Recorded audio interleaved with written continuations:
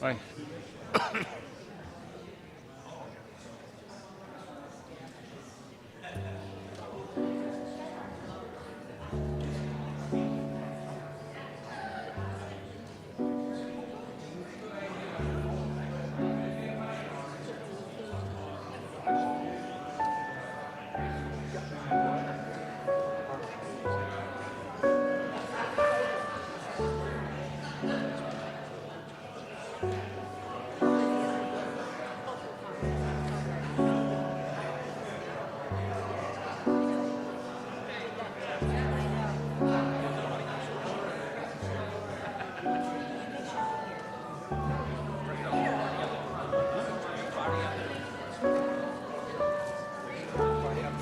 Tara.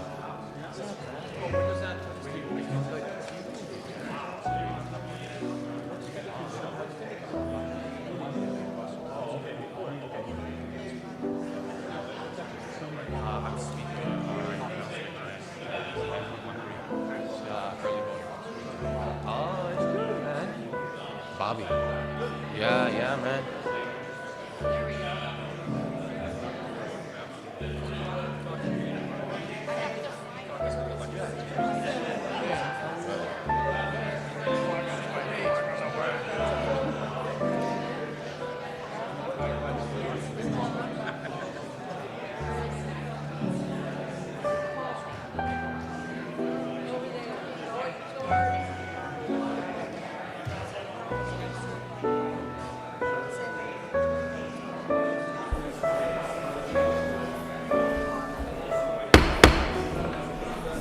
Meeting called to order. Please join me in the prayers. Dear God, today as this session opens, we pray that your presence will be before us and everyone who serves in the decision-making process of our city.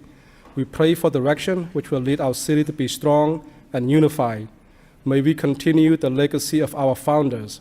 May we be granted this day the wisdom to make decisions which will be for the good of our city. We also pray for your special blessing on all those who are working to transform our city and make it a better place to live and work. Amen. Please join me in salute to the flag. I pledge allegiance to the flag of the United States of America and to the republic for which stands one nation under God, indivisible, with liberty and justice for all.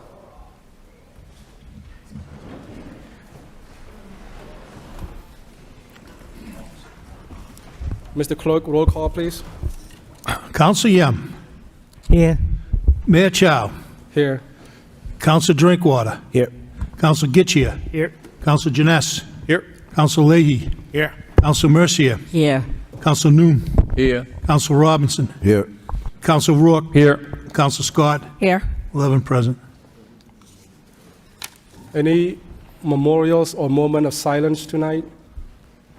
Hearing none, I'd like to welcome everyone to the meeting tonight who are here in the chamber and everyone who's watching us from home. We'll start tonight's meeting with the mayor's business. First, we need a motion on the communication remote Zoom participation. A motion to accept and place on file by Councilor Rourke, second by Councilor Robinson. On favor say aye, opposed say no. The ayes have it. Motion is carried. The second on the agenda is one of my favorites. I think many of you who are in City Hall here tonight, when you walk into the chamber, you pass the mayor's reception room and you heard some really beautiful music. That music was played by the Lowell Philharmonic Orchestra, and the Lowell Philharmonic Orchestra has done tremendous work around the community. What I'm most proud of is the fact that they play right here inside City Hall. They make the City Hall make it feel better, look better, and even sound better than ever before. At this point, I'd like to introduce the president of the LPO, Lowell Philharmonic Orchestra, Bonnie McIsaac. She has some exciting news about LPO that she's going to make an announcement right now. Welcome. Thank you, Mayor. I don't know if this is on. Anyways, thank you for having us tonight. The Lowell Philharmonic Orchestra is in and of itself a historic institution here in the city of Lowell. We were founded in 1903, and still many people say, I didn't know we had an orchestra. Many historic things have happened with the Lowell Philharmonic Orchestra, but tonight is the most exciting, I believe, of all. And that is, we have a new music director who's been appointed by the board of directors of the LPO. I am so excited to introduce her to you. Her name is Marshanda Smith, and she is the Lowell Philharmonic Orchestra's first woman Black conductor. And we are proud of having her on our podium. Maestro, please take the podium.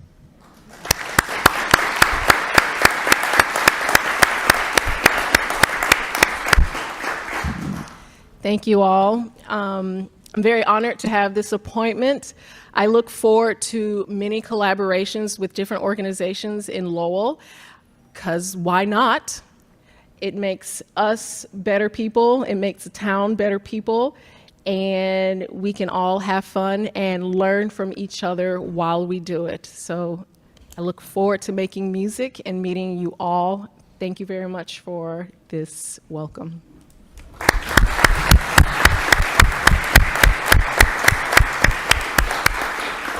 We will have to excuse ourselves, though. We do have a rehearsal tonight, so thank you for having us be here and be a part of your meeting. Thank you. Thank you for being here tonight. Thank you for the beautiful music tonight. Thank you.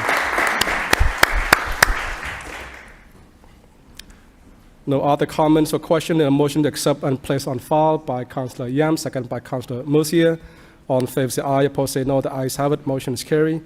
The next line item is City Clerk 3.1, Minutes of City Council Meeting, October 17th for acceptance. Motion to accept and place on file by Councillor Leahy, second by Councillor Janess. All in favor say aye, opposed say no. The ayes have it. Motion is passed. Councillor Gishia. Mr. Mayor, could I take 5.2, the House of Hope Information Report, out of order? Suspend the rules.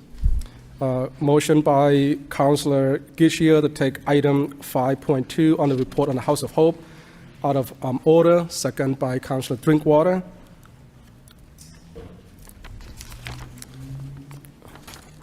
Mr. Manager, would you like to make a comment before she starts? No. Okay, Great. Go right ahead. Well, greetings, Mr. Mayor and councilors and city employees and guests and folks at home.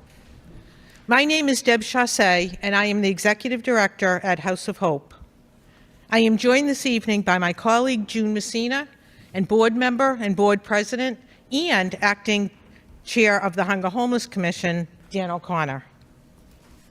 House of Hope has always been blessed with a strong and committed board of directors, with business, banking, legal, accounting, education, and community acumen.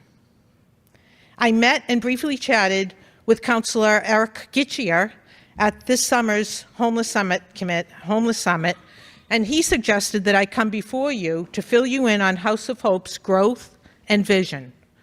So I thank you, Councillor, for the motion and for the invitation. I will try to be brief.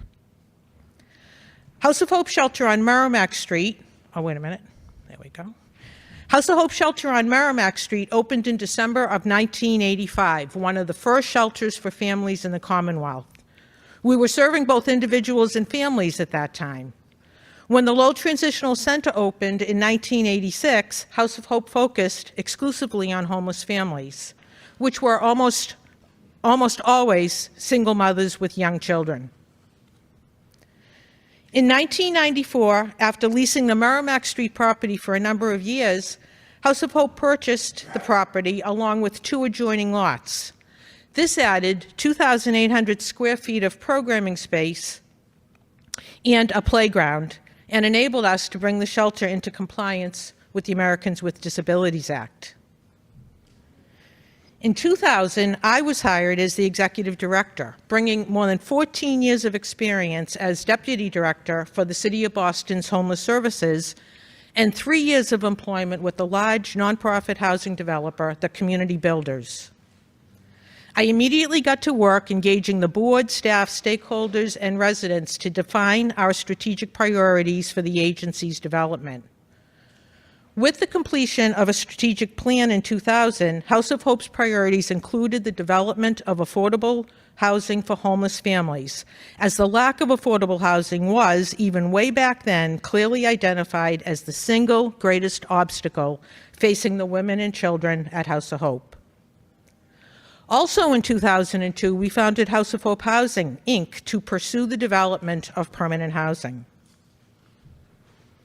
House of Hope Housing opened its first apartment on Salem Street in 2005, officially owning and operating 11 units of permanent housing with support services for all tenants, and rental assistance which was provided under a contract with the Lowell Housing Authority. That same year, we purchased a 2-family home right next door, which now provides permanent housing and emergency shelter services. In 2007, House of Hope Housing purchased a newly renovated multifamily property on Lakeview Avenue from the City of Lowell. This building provides permanent housing with support services for 3 homeless families, formerly homeless families, and once again includes rental subsidies provided under a contract with the Lowell Housing Authority. We also revisited our strategic planning goals that same year, and we made a renewed commitment to the development of permanent, affordable housing for homeless families living in emergency shelters. We also considered partnering with a larger developer and contracting for property management services, but our analysis showed that we were saving valuable dollars and creating quality results by keeping all the functions in-house, although the learning curve was very steep. In 2009, House of Hope opened a new emergency shelter on Varnum Avenue. The property was purchased from another nonprofit, renovated for appropriate accessibility and safety, and provides shelter to 7 homeless families. In 2014, House of Hope Housing purchased a property on Pawtucket Street from a local developer that was once home to both the Red Cross and Youth Build. It now serves as permanent housing with support services for 7 formerly homeless families. And once again, in partnership with the Lowell Housing Authority, rental assistance for all units. In 2017, the Commonwealth was in dire need of more emergency shelter for homeless families. Especially lacking was handicapped accessible units for parents and children who were wheelchair dependent. That year, we purchased the property on Fletcher Street, which had once been the site of the Merrimack River Valley House, along with a property on Smith Street, formerly known as the Horn Home. The dual purchase required House of Hope to dig deep, rally our partners, and pray for courage. Fletcher Street became our largest emergency shelter, and this proud, historic, and gracious building now serves 31 homeless families. Smith Street became our largest apartment building and now provides permanent housing with support services for 17 previously homeless families. We also partner with our regional housing agency, Community Teamwork, who provides rental assistance for this property through the Massachusetts Rental Voucher Program. So that's Smith Street. Yes. You all recognize the Horn Home, right? That's the back of it. That's what we built, and that's the original. And this photo shows the completed construction from the front and the scale of the construction, which is hidden. The Horn Home looks as it always has, only better. In 2019, House of Hope's administrative offices, which had been located right across the street from our Merrimack Street shelter for many years, needed to find a new location when the office building went on the market. As is so often our experience, the solution was revealed when we were approached by the Sisters of the San Damiano House of Prayer to inquire if we were interested in purchasing their building. Guess what we said? Yes, and this beautiful house has now become our new Office of Administration and Staff Training Center. As you can see, our growth has been mission-driven, strategic, and grounded in solid business practice, seeking support from multiple financial partners, including the City of Lowell, the Commonwealth of Massachusetts, private fundraising, and multiple foundations. These partnerships helped House of Hope to provide critical emergency services for 58 families every single day and empower House of Hope housing to end family homelessness for so many more. House of Hope values our neighbors. For all our growth, we have never taken a property off the tax rolls. In fact, by acquiring properties from nonprofits and converting them to permanent housing, we are adding to the tax base of this city. This past fiscal year, House of Hope Housing paid more than $85,000 in property taxes, and both agencies pay water and sewer, backflow testing, fire service, and other required taxes and fees for each of our properties. House of Hope is committed to good stewardship. The exterior conditions and the landscaping of our properties reflect the interior, and most importantly, the quality of services. Our growth has been quiet and uneventful. We continue to seize all opportunities to help homeless families and support our city. We believe that the old, historically rich buildings that we have converted deserve to have a second life as they continue to grace our city with their beauty and history. We are a significant employer with 58 full-time employees, many of whom live in Lowell. We hire local vendors. We support our city. We believe in our mission. We believe in what we do. Our buildings represent so much more than real estate. They are the public face of our commitment to provide a caring environment in which families can heal from the trauma of homelessness. Our buildings are also a visible manifestation of our commitment to strengthen our neighborhoods and our city. With the exception of our first apartment building on Salem Street, which was new construction, all of our properties are preserving and giving new life to vacant buildings. With extensive renovations and maintenance, these properties are contributing to the property values and the betterment of our neighborhoods. We have been proud of our partnership with the city, and we are gratified to be contributing to Lowell's tax base and wealth. We want to do more. It is clearer than ever that the solution to homelessness is permanent affordable housing. Emergency shelters do not adequately support family life, children's development, or privacy needs. And lastly, our long-term vision. Our long-term vision is to one day convert all of our shelters into a permanent, stable, affordable housing. We are working towards the day when emergency shelters are no longer needed. Our growth has been in direct response to the crisis of family homelessness. When state leadership can begin to reduce emergency shelter capacity, it will serve as the catalyst for us to convert our buildings into permanent housing. Until that time, as the opportunity and funding arise, we will further explore the creation of permanent housing for homeless families. So I sincerely thank you for this valuable opportunity to reintroduce House of Hope to you and to the City of Lowell, and I thank you for the support that we have received over these many years.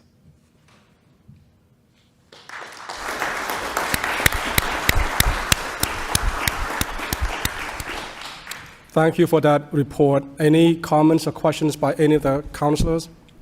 We'll start Councilor Gishier, who brought the motion to speak. Councilor Gishier. Thank you, Mayor Chow.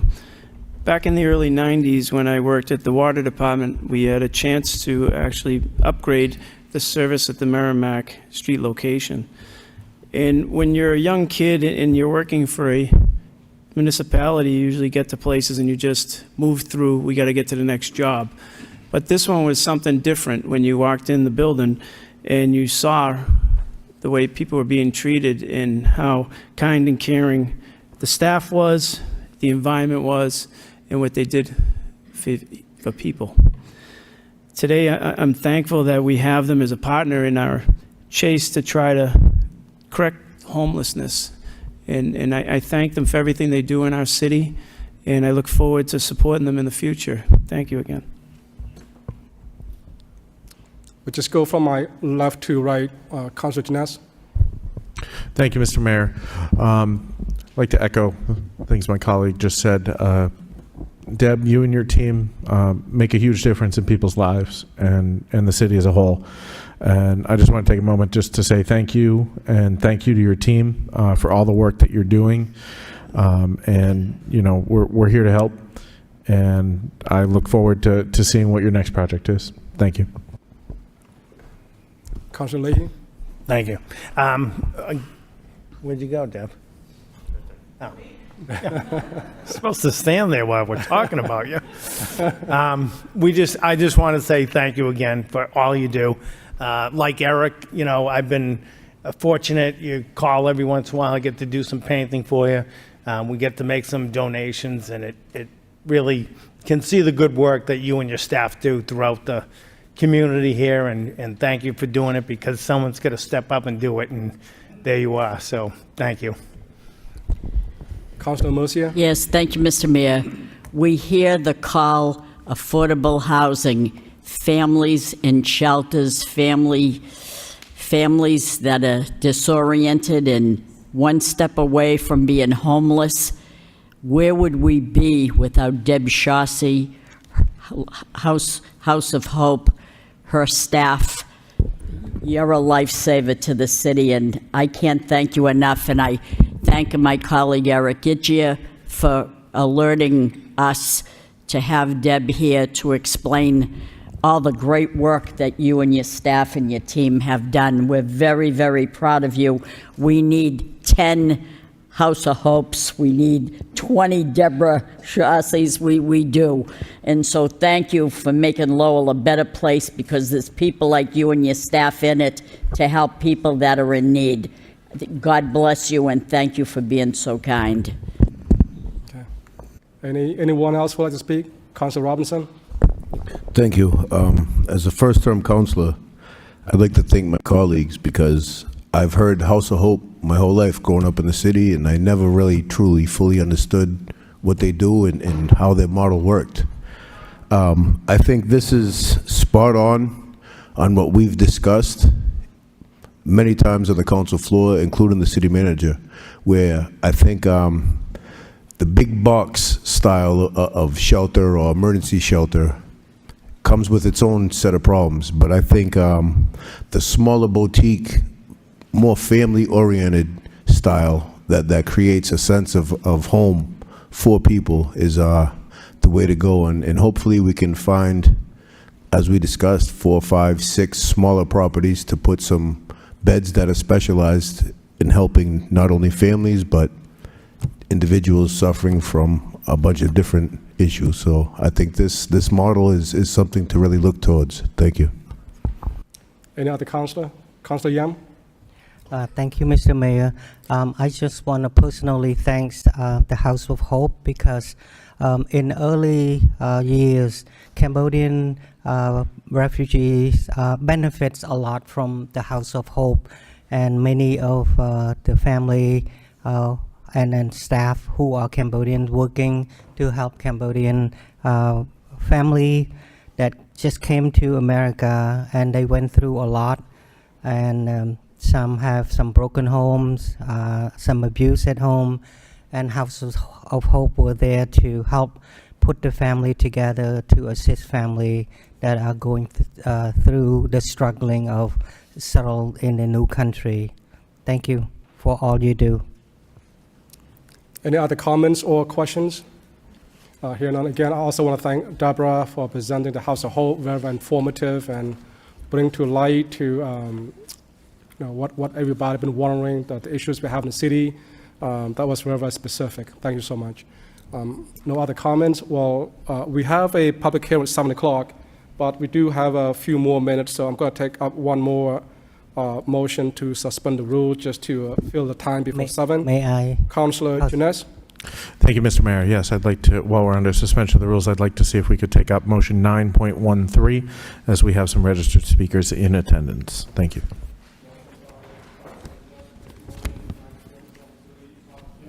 Second.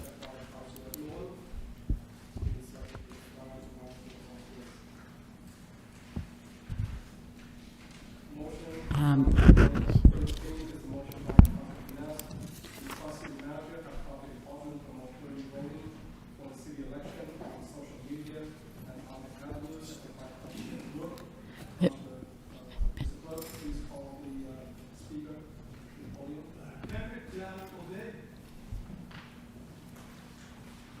we at 3 minutes now? So 3 minutes? Yeah. Thank you. Before you start, I just want to, we just changed the rules last week. Please state your name and your address, and also you have 3 minutes to make your speech. Dear Mayor Chow, members of the City Council, and Manager Golden, my name is Kendrick Delorbe. I'm a lifelong Lowell resident, and I currently reside at 102 Congress Street in South Lowell. I'm also a junior at Lowell High School.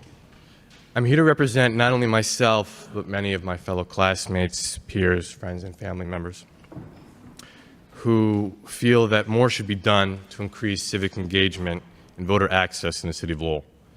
The past municipal election in 2021 raised serious concerns about the underrepresentation of our community in the electoral process. Out of approximately 70,000 registered voters in our city, only around 12,000 participated in that election. This wide gap between the potential voter pool and the actual turnout is a matter of significant concern. However, it also indicates that there is room for substantial improvement in making the voting process more accessible and engaging to our residents. And so I address you today to express my full support for Councilor Janessa's motion to have the proper city department promote early voting for the upcoming city election on social media and various other avenues.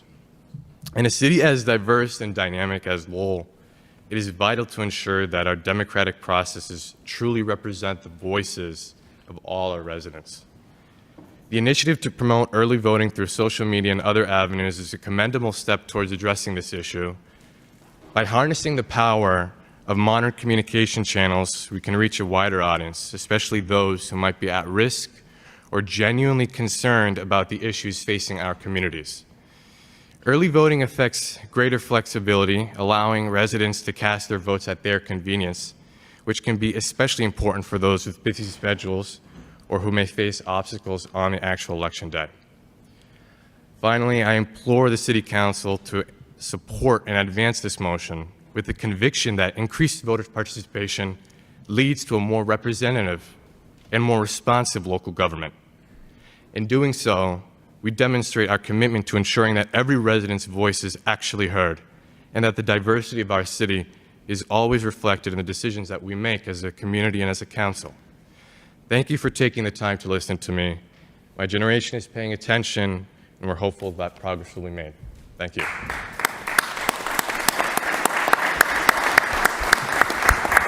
Chairman Hahn.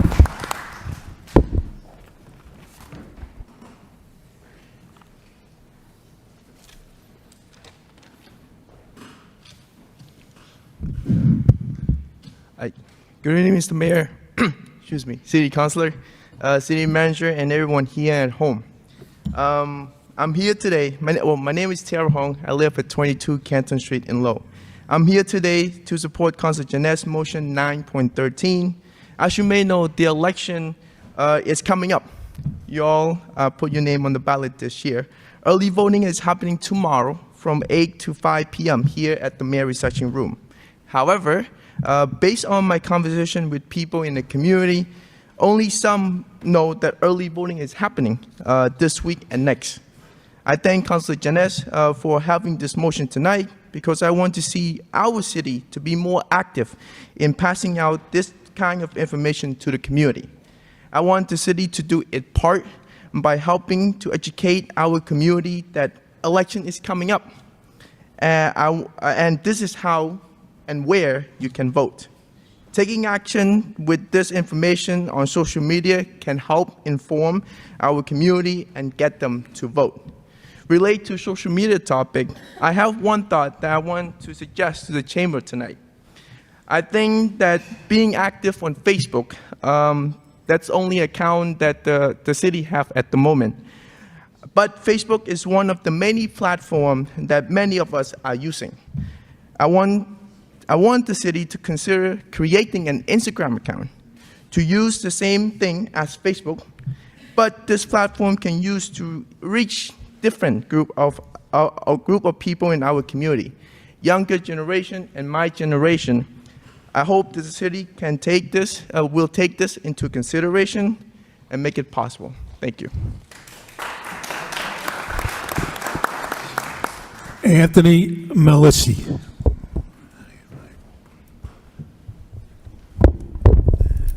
Mayor Chow, City Councilors, Manager Golden, thank you. My name is Anthony Melissi. I live at 235 Baldwin Street. And I want to thank Councilor Janess for this motion, and I want to acknowledge that there has been one social media post about this. Earlier, before I left, I checked on Facebook, but I believe that one Facebook post about 14, 15 hours before the polls open on one singular platform is not enough outreach.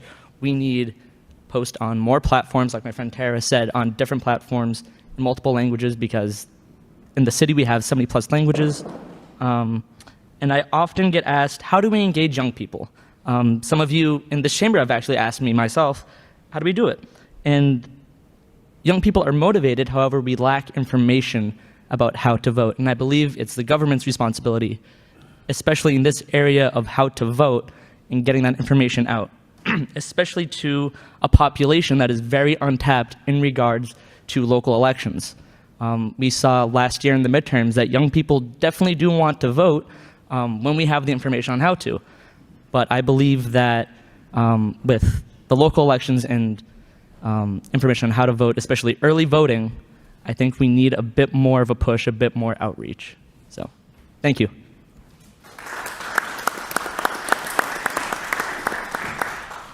Mr. Clerk, any more registered speaker? No, Mr. Councilor Janess? Thank you, Mr. Mayor. Yeah, I made this motion after speaking with a few different people. I'm told there's one more speaker, one more person who'd like to speak. Did somebody register, Mr. Clerk? Oh, more people. While we're under the suspension of the rules anyway, can we allow these folks to speak? You want to make that motion, Councilor Janess? So moved. Okay, motion by Councilor Janess, second by Councilor Gishia. Please approach the podium, state your name, and also you have 3 minutes. Hello and good evening, City Councilors, City Managers, and everyone. My name is Sophie. I live at 173 School Street, Apartment 2. I am a Lowell resident and a Civic Engagement Coordinator at the Cambodian Mutual Assistance Association. I wanted to talk to you a bit about my experience with election information. From my past experience, before becoming a civic engagement coordinator, I didn't get much election information from the city. This typically, I heard the information from like friends, family, and other nonprofit organizations. Even now, I think it's very difficult for people to find the election information from the city because it's not as visible as it could be right now. Additionally, I mean, the city is doing a great job at posting, having Facebook readily available, and the City of Lowell's webpage for election information. But again, we can definitely do a lot better. Like Taras mentioned and Anthony, Instagram is a platform that a lot of people, a lot of younger folks, young adults, and people that are stepping into their adult roles, they utilize it. It would be great if the city was able to utilize that platform to encourage people to get out to vote and about early election. Other than that, I want to say thank you, and I hope you have a nice evening.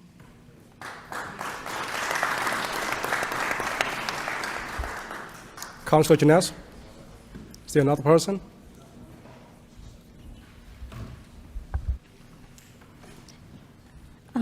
Good evening, Mayor, City Councilor, and City Manager, and everyone. My name is Mei Lei, and I live at 305 West 4th Street in Lowell.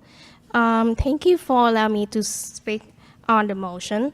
So, as we know, more and more information has become readily accessible through different social media like Facebook, LinkedIn, and Instagram. So why are we not making public information like voting more prominent? As a young adult and resident of Lowell, I would love to see the city reduce the barriers that prevent people from getting out to vote. If early voting information is spread out through multiple avenues, we are creating more awareness. So that's all my speech. Thank you for listening.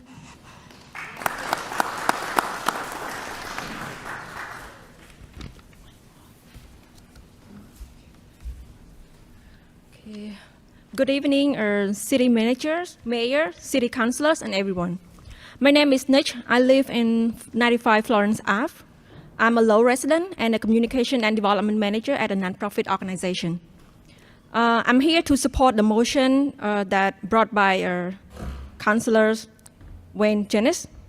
So in order to increase voter engagement and have a fair election process, the information about election should be made accessible to everyone.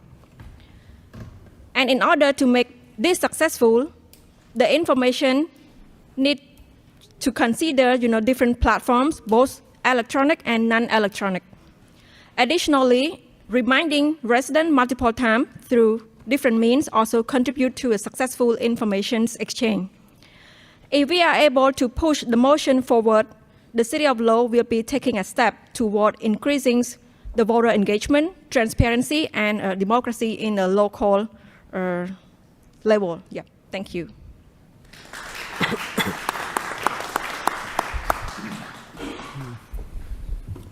Any other speaker?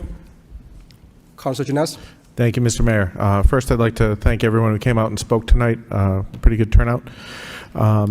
I filed this motion after I got a couple questions from folks asking if we were having early voting, and responded kind of, yes, we are, and here's the details. And it occurred to me that I was saying the same thing over and over again. And so, this motion just comes forward to try to get some information out. I just went on the city website on my iPad right here, and there's plenty of newsy things on the front page of the website, but there's nothing about the election, early voting. I don't know if that's an avenue we can pursue.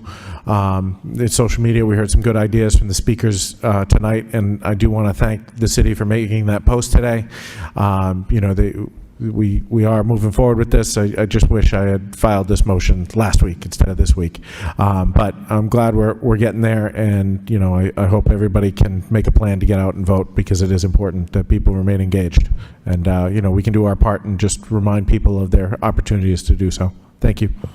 Okay, I saw a couple of councilors' hands going up, but I'm going to have the city manager respond first. Mr. Manager, do you want to defer to them? Okay. Councilor Robinson, go ahead. Thank you. First, I'd like to thank my colleague for bringing this forward, as well as the speakers that came out. I agree. City of 115,000 with 70,000 registered, and it's something that I've questioned in the past is we get higher turnout on obviously national elections than state, but yet local, we're lucky to get 12 to 13,000 people to come out, and the things that you can touch, see, smell, hear right outside your front door is decided on the local level, and it's kind of almost like it's backwards. Some of the things I've seen in other communities to really increase voter engagement, especially with the younger demographic, I've seen some communities will schedule kind of a festival / concert and bring in musical acts and a draw to the demographic they're trying to get engaged, but have it all centered around voting. Nonpartisan, just getting people registered, explanations of why voting is so important and how to go about doing it. I agree with the expansion on social media platforms. Facebook is good, and as was mentioned, there's many other platforms out there, and it's easy to link. The city can link multiple social media platforms together, so when one piece goes out, it goes out on all platforms. I also think maybe we need to get creative, like we did with job hunting. Can we go out and table in the community and go to where the people are? can we share the information on how to vote and what the process is, where the people are again? I mean, places like grocery stores, bodegas, markets, laundromats, that's where people are. And I think the more information that we can put out there and meet the people where they are, the better outcome we're going to have for everybody, because you'll get higher voter engagement and higher voter turnout. I mean, we saw the change to district representation, and I think it's going to take some legwork on our part to really start informing potential voters as to how to go about voting. So thank you for bringing this out. And again, I know even faith groups and faith leaders, I think just providing nonpartisan information onto how you go about voting, why it's important to get your people registered. I think it's going to take a whole community effort to really, if we want to spike engagement, I agree. And thank all the speakers that came out and my colleague. Councilor Murcia. Thank you, Mr. Mayor. I'm very impressed by the young people that came out, took their time to come here to express their concern about, maybe they know about it, but they probably talked to their friends and their friends was not aware of it. I know that a lot of the members here, councilors here, went to the CMAA. A lot of speakers were from CMAA. We did talk, we spoke openly when there were early voting, and so they're probably well aware of it. But like I said, their friends probably are not aware. Any suggestion is great to try to drum up the support to come out and do your civic duty. And then again, there's a certain amount of a population that no matter how you say it, they're not coming out anyway. So, and those are the ones that probably scream the loudest and want things done, but they don't get out to vote. I think I made a motion as well, according to voting. I want to know about early. I have the city election commissioner here to ask questions if anybody has any when my motion comes up, so that the public watching this program, this city council meeting tonight, will get a better idea, and perhaps they can tell and spread the word on and on. But it's always nice to hear what the public has to say. Personally, I feel that we have, and I'm not sure, but I think we have 2 sandwich signs that will go out perhaps tomorrow to tell about early voting. But I think this city is big enough that we should be putting them in all areas of the city, and maybe we need about 10 or 15 of those sandwich boards to say, people traveling on main roads, oh yeah, that's right, it is time to vote. It is early voting. It is tomorrow, the 7th, or whenever. So I think any information, any suggestions, any ideas, as the speaker said, is always welcome. I don't know much about Instagram, but I know the young people do, so anything will help. Thank you. Councilor Nguyen. Thank you, Mr. Mayor. I want to thank all the young speakers that spoke very eloquently. It's not much to ask from us, from the city administrations, that using all platform, it shouldn't be that difficult to create, because since we have the MIS staffing to be able to do that, I think we can and we should do better in terms of getting the word out to all the voter. Either those multi-language that we use, do that, as well as all the nonprofit. It's not too late. I know that the early vote is starting tomorrow. We have between now till November 7. Let's get on it so that maybe we get more than just 17,000 people out to vote this election. Thank you. Councilor Kishia. Thank you, Mayor Chow. Through you to the manager, do we have most communities use those big message boards that display them. Didn't we purchase more for the police department to use at different locations? Mr. Manager. Thank you very much, Mr. Mayor, through the council. Council, currently right now we have 2. We have 2 of those boards, which we can we've already been talking about utilizing those as well. I mean, as we look forward at all of the events that go on, whether it's the Folk Fest, Winter Fest, all these events we have, I think it'd be a worthwhile investment is to purchase a couple more of those and look at, different sides of the city and getting those out there for different events at all times, because that's what a lot of communities do. They take their DPW, they drop them off, and like I saw one over here that says now it's not a one-way, it's a one-way. But and we look at the sandwich boards also, as Councilor Mercier said. I do believe that the website and the social media platforms are not utilized to their advantage that they should be, but going forward, hopefully we can make corrections and start getting more events out, not just this one. When you start looking at Winterfest coming up and all these great events that we go through, the City of Lights, I think that these things would be important for the city to own. Councilor Yam? Thank you, Mr. Mayor. I did ask the questions about the early voting information because I remember 2 years ago, every household received a mailing saying request for early voting. But this year we have not received anything. And I asked a question and I'm told that it is a state that will send out the early voting request in the mail. So I'm wondering, if we could, I'm wondering, do we know that we're gonna receive, the voters will receive that request for early voting by mail before the deadline? So that's just a question. Thank you. Mr. Manager, is that something you want to address quickly? Thank you very much, Mr. Mayor, through the council. Council is, first and foremost, I want to say thank you very much to all the young voters who are here tonight trying to push this. And we can always use your help when it comes to different platforms, whether it be Facebook or we are on Instagram as well as X, I think is the formerly known as Twitter. But if that's an opportunity that we can share, I think that's a great opportunity for all of us to make sure that we get some additional information out there. We have been trying to do that, but just in here in some of the discussions and listening to what the council has been saying, as well as some of the young Lowellians here, I think it's a good idea that we'll be reaching out to even UMass Lowell tomorrow with their marquee, Salem 5, Washington Savings, I believe, have them, that we can remind people that it is time to vote, as well as what was brought up with the signs.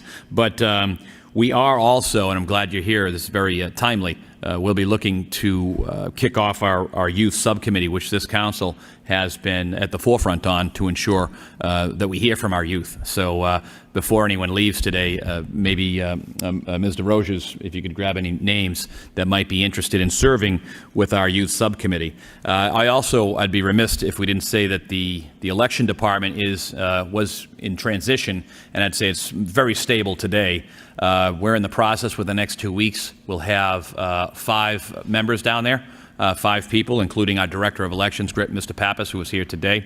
So rebuilding that, I think, is going to be another positive piece. I don't want to overlook the amount of work that the election commissioners do. And plus, with the elections coming up, we have I don't even want to say hundreds of volunteers that are consistently trying to help. But trying to get that word out, I think I would probably ask Councilor Janess if it's okay to answer this today. It'd probably be a more timely manner. But if Ms. DeRoches has the opportunity to talk to anybody at the end while we're here, we will be pushing Facebook, Instagram, X, and so on and so forth, and also reaching out to some of the folks that have the opportunity to post it. So that's a great idea. A lot of good thoughts came up at this point. And of course, if you're interested or just wanting to know about the youth subcommittee, I think that might be a good opportunity to participate in city government as well. So thank you for that, and thank you to the council, of course, is leading on these issues, especially in the youth subcommittee, and trying to move this forward. And we will be hitting up our social media accounts in a heavier fashion. Councilor, I'd be looking to Mr. Pappas. I believe that typically the state sends this out when we change lines. Would that be right, Mr. Pappas? The question by the councilor was in regards to sending stuff out to people's homes to remind them that voting is happening. Well, what I talked to Councilor Yam before is that when Lowell first went through the transition to the new districts, the secretary paid for a mailing to everybody's house like he does. Next year, there's going to be mailings directly to the houses. That doesn't happen anymore now. If we want to do it ourselves, we're figuring it's going to be 250 to 300,000. That would be a mailing to everybody saying, you want a ballot, send it back in. You don't do that, you're not going to get a bigger turnout. That's something a lot of communities they can't afford to do, but that's the only way, that's really the only way to get a big turnout.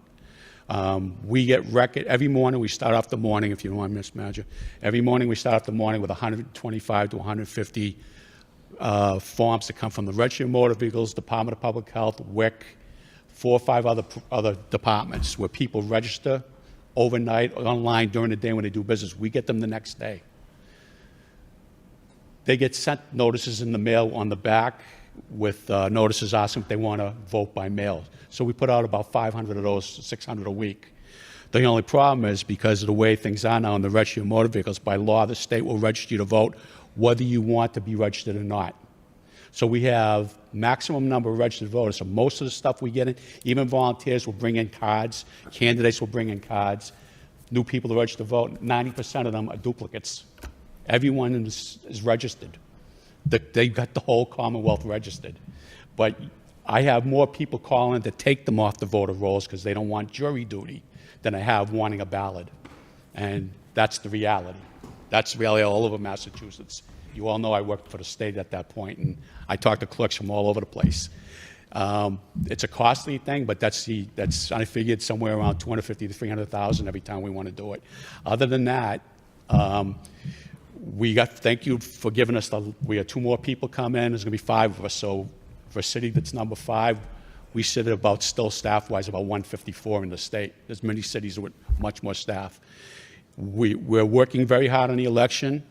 What people don't realize, we already started the presidential. We had statutes that had to be met in August for the presidential. We're already working on the one in March. It's a constant thing that's constantly going on. You can't meet these deadlines. So that's the reality of where it all is. I mean, I don't know. Did I answer your question, Mr. Manager? I could go on. The girls are downstairs. We're going to be in tomorrow morning at 6 o'clock dealing with the early voting. We got the parking spots out here, thanks to you and Paul St. Hilaire. And we're going to have parking spots out here. We're doing everything we can, like we do with the amount of people we have. It's full-time. It's the next 3 weeks, no weekends off, no nights, no nothing, and that's where we are. Mr. Manager? Thank you very much, Mr. Mayor. 3 to the council. We will have those boards out tomorrow as well in 3 separate locations at the council's request to make sure that people know this. And I do believe it's going to be helpful that we have the ability for people to vote right here. Maybe you've seen them, councils, when you're walking in, but we did tag a few spots out there to allow for voters to come in and to utilize the city hall for that. So I think at this point in time, it might be a tad late to send out a mailer, but we'll make sure that our ops team continues to hit Facebook, Instagram, Twitter, the different platforms, as well as I know that there have been many people in this room in front of me, as well as people that are listening, that have been out hitting those doors and reminding people that it is time to vote. So thank you very much for that. Are you all set, Councilor Yam? So just a quick question for Mr. Pappas. How many early voting in-person requests you have so far? I know people can come in and vote early upstairs at the mayor's conference. How many requests you have so far? Remember? Well, requests we don't get for early voting. Okay. What we get is requests for ballots, absentee, and through the mail. Like I said, we mail out 500 a week or so to new people voting. There's a certain amount that go to nursing homes, disabled people, and that. Okay. So far, as of probably today, just a little over 100. Whereas last year in the state primary, we had 14,000. But they again got mailed a letter to the house, a card saying, "Do you want a ballot?" They mailed it back to us. We don't do that in the city, but we're not the only city. We're not the only town. Most communities don't do it. It's so costly. But that's what the. Thank you. But we do have this set up tomorrow. Some of the equipment's in there, and again, we got the parking spots. Melissa will tell you what they've been doing on Facebook for us. The cultural department even put a thing out today because they're having a function over the weekend, telling people when they bring their kids in, if you want to vote, come upstairs. So, yeah. Yes, Councilor Yam. It's 7:25, 25 minutes past the public hearing, so I'm going to take a couple more. Are you all set, Councilor Jines? Just one quick thing. I just want to thank Mr. Pappas and his team. They are hard at work down there. It's no doubt about that, as well as the communication staff who get the message out. But also, I just want to mention for anybody who might be watching and, you know, either maybe they just moved to Lowell or know somebody who's just moved to Lowell or just turned 18 or whatever. Registration deadline, if you want to vote in this election, is this Saturday. So it's not too late if you aren't registered to vote.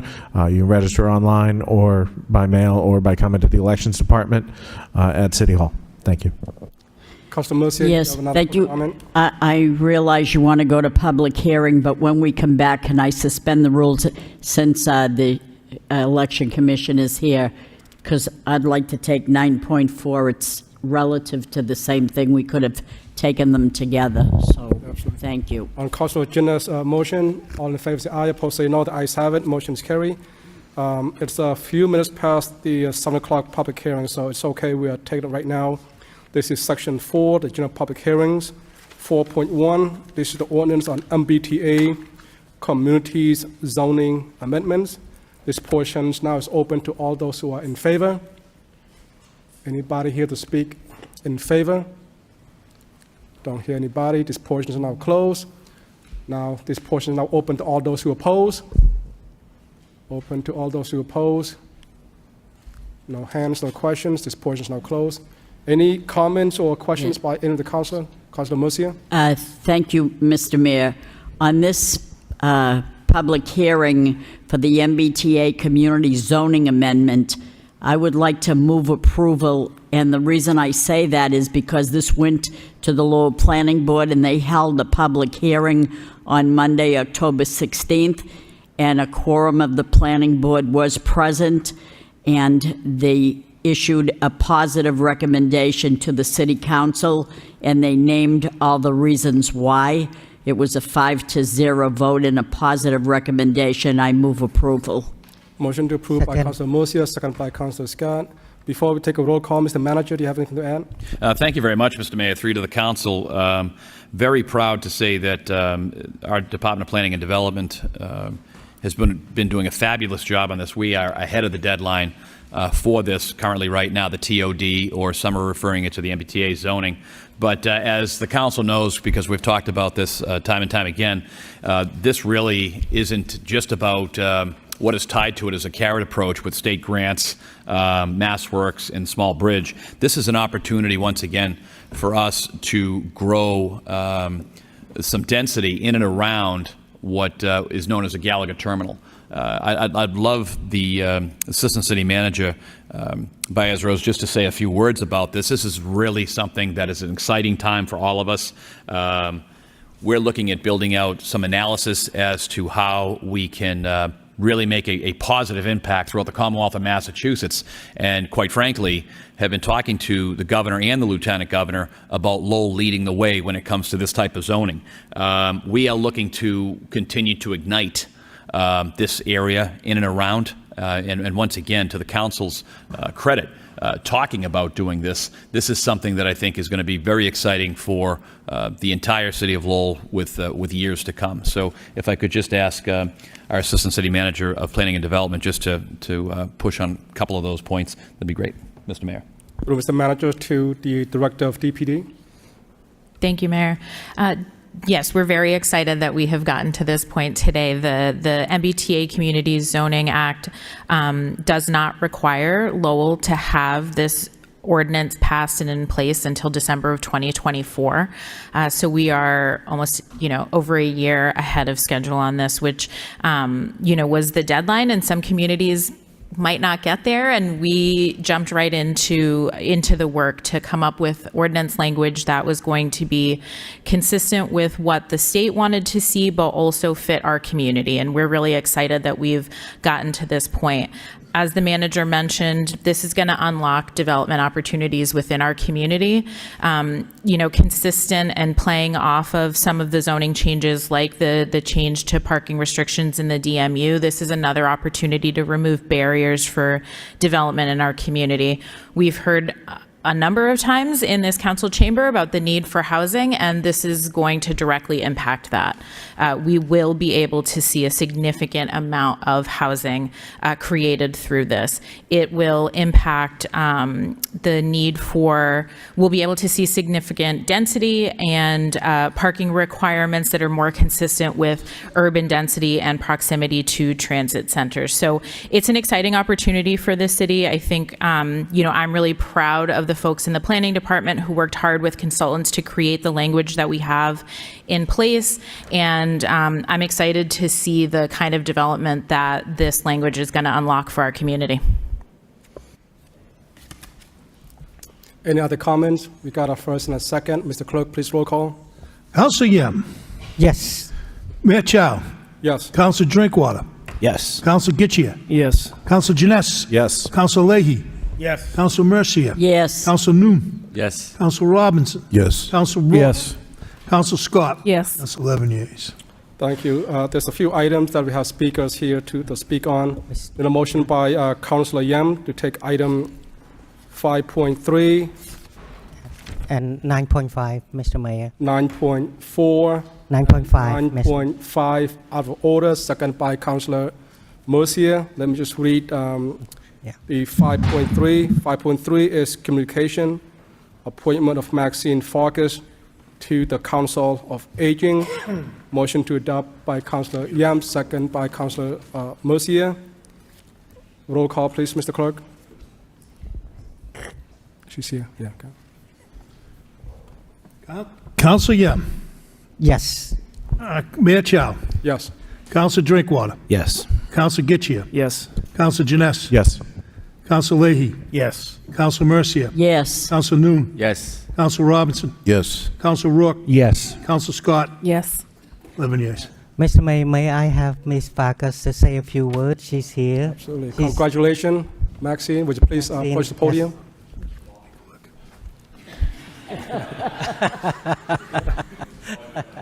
I don't think I can. Thank you.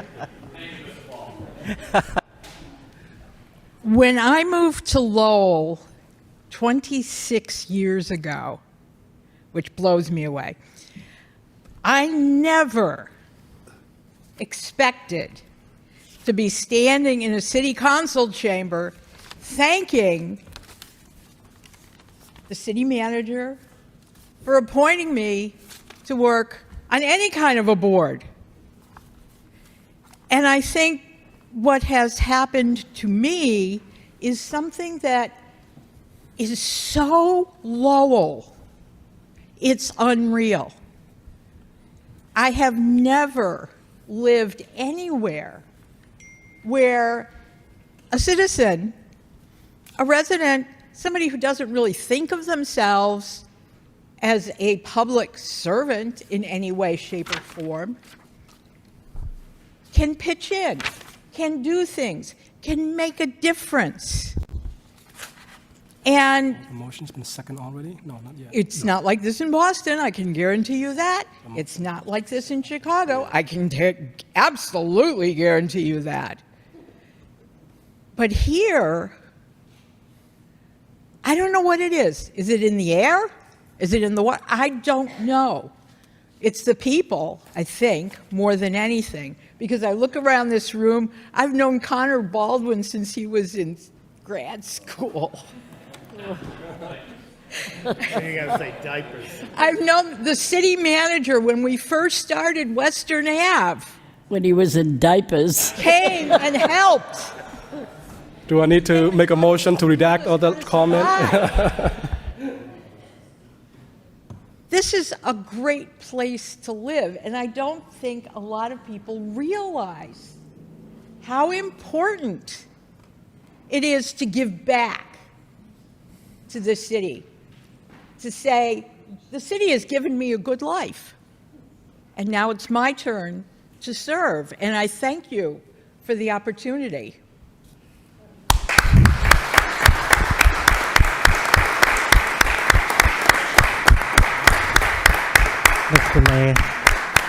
Mr. Mayor, may I just add other to that? comments? I just want to say thank you, Maxine, for for all you've done, and we want to thank you for your contribution to the city in many ways you've done. So we thank you, and we neighbor. I live 2 blocks away from you. I know exactly where you live. Thank you and congratulations. Okay, congratulations, Maxine. The next line item that was taken out of order was a motion by Councilor Mercier. Request city manager have special. Mr. Mayor, may I just do a 9.5 first because I have the speakers here and she has another engagement. Yeah, Councilor Young, would you can take this in order? These items have been taken out of order. So let's just go complete through this real quick, okay? 9.4, motion by Councilor Mercier, request city manager have special perimeter parking at all voting schools to accomplish voters. Second by Councilor Leahy. Mr. Clerk, please call the, do we have a registered speaker on this? I don't. We don't. Councilor Mercier? No, I don't have a registered speaker, but I'd like to call Greg Pappas up to the podium, please. Hey, Councilor. How are you? I'm so happy, and we go back a long way, Oh, yeah. so I know your dedication. You knew me when I had hair. I do. I know your dedication, I know your hard work, and I know the staff, and they do a tremendous job. And you guys have been very supportive. I mean, you got us 2 more people. Thank you, the manager and Yep. everybody. I mean, it makes a big difference. This motion is in regards to trying to be on the same page as the youngsters that were here, and they wanted more people to be involved in voting, and I'm trying to make it as easy as possible. So this motion reflects to going to different sites to vote, preferably schools, and if school is in session that day, or if teachers have some sort of a teacher development day, and they're there, I would ask through this motion that we contact probably Liam Skinner and say, could you please alert the principals of the schools that are voting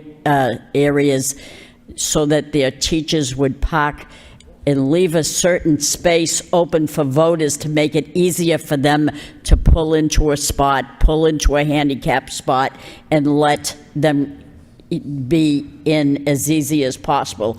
That's the gist of this motion, because I have heard in the past that people came to vote, couldn't find a place to park, had to go all the way down the end of the parking lot. And I like to make it as easier as possible through this motion. Well, we have had communication with the new superintendent, and terrific guy. And he said he was going to notify of all of the concerns that we had, myself and the manager. And not exaggerating them, because parking is an issue.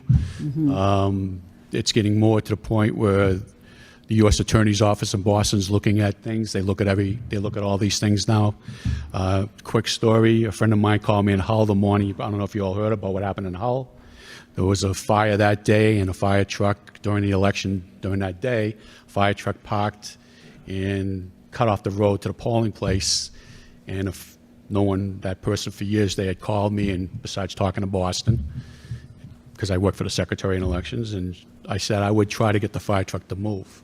If there's not a real, problem, there's not a real safety hazard, try to get it to move. Ended up getting the selectmen or the council to add 2 more hours that night. And I had mentioned it to the manager and the team up here. And the next day, 2 days later, what we found out was, don't want to say I was right, but I've seen this stuff with Secretary Galvin.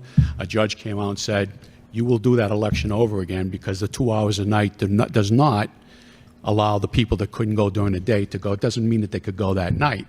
So we're not exaggerating about these things. This is a very serious situation, and the parking is an issue at the schools.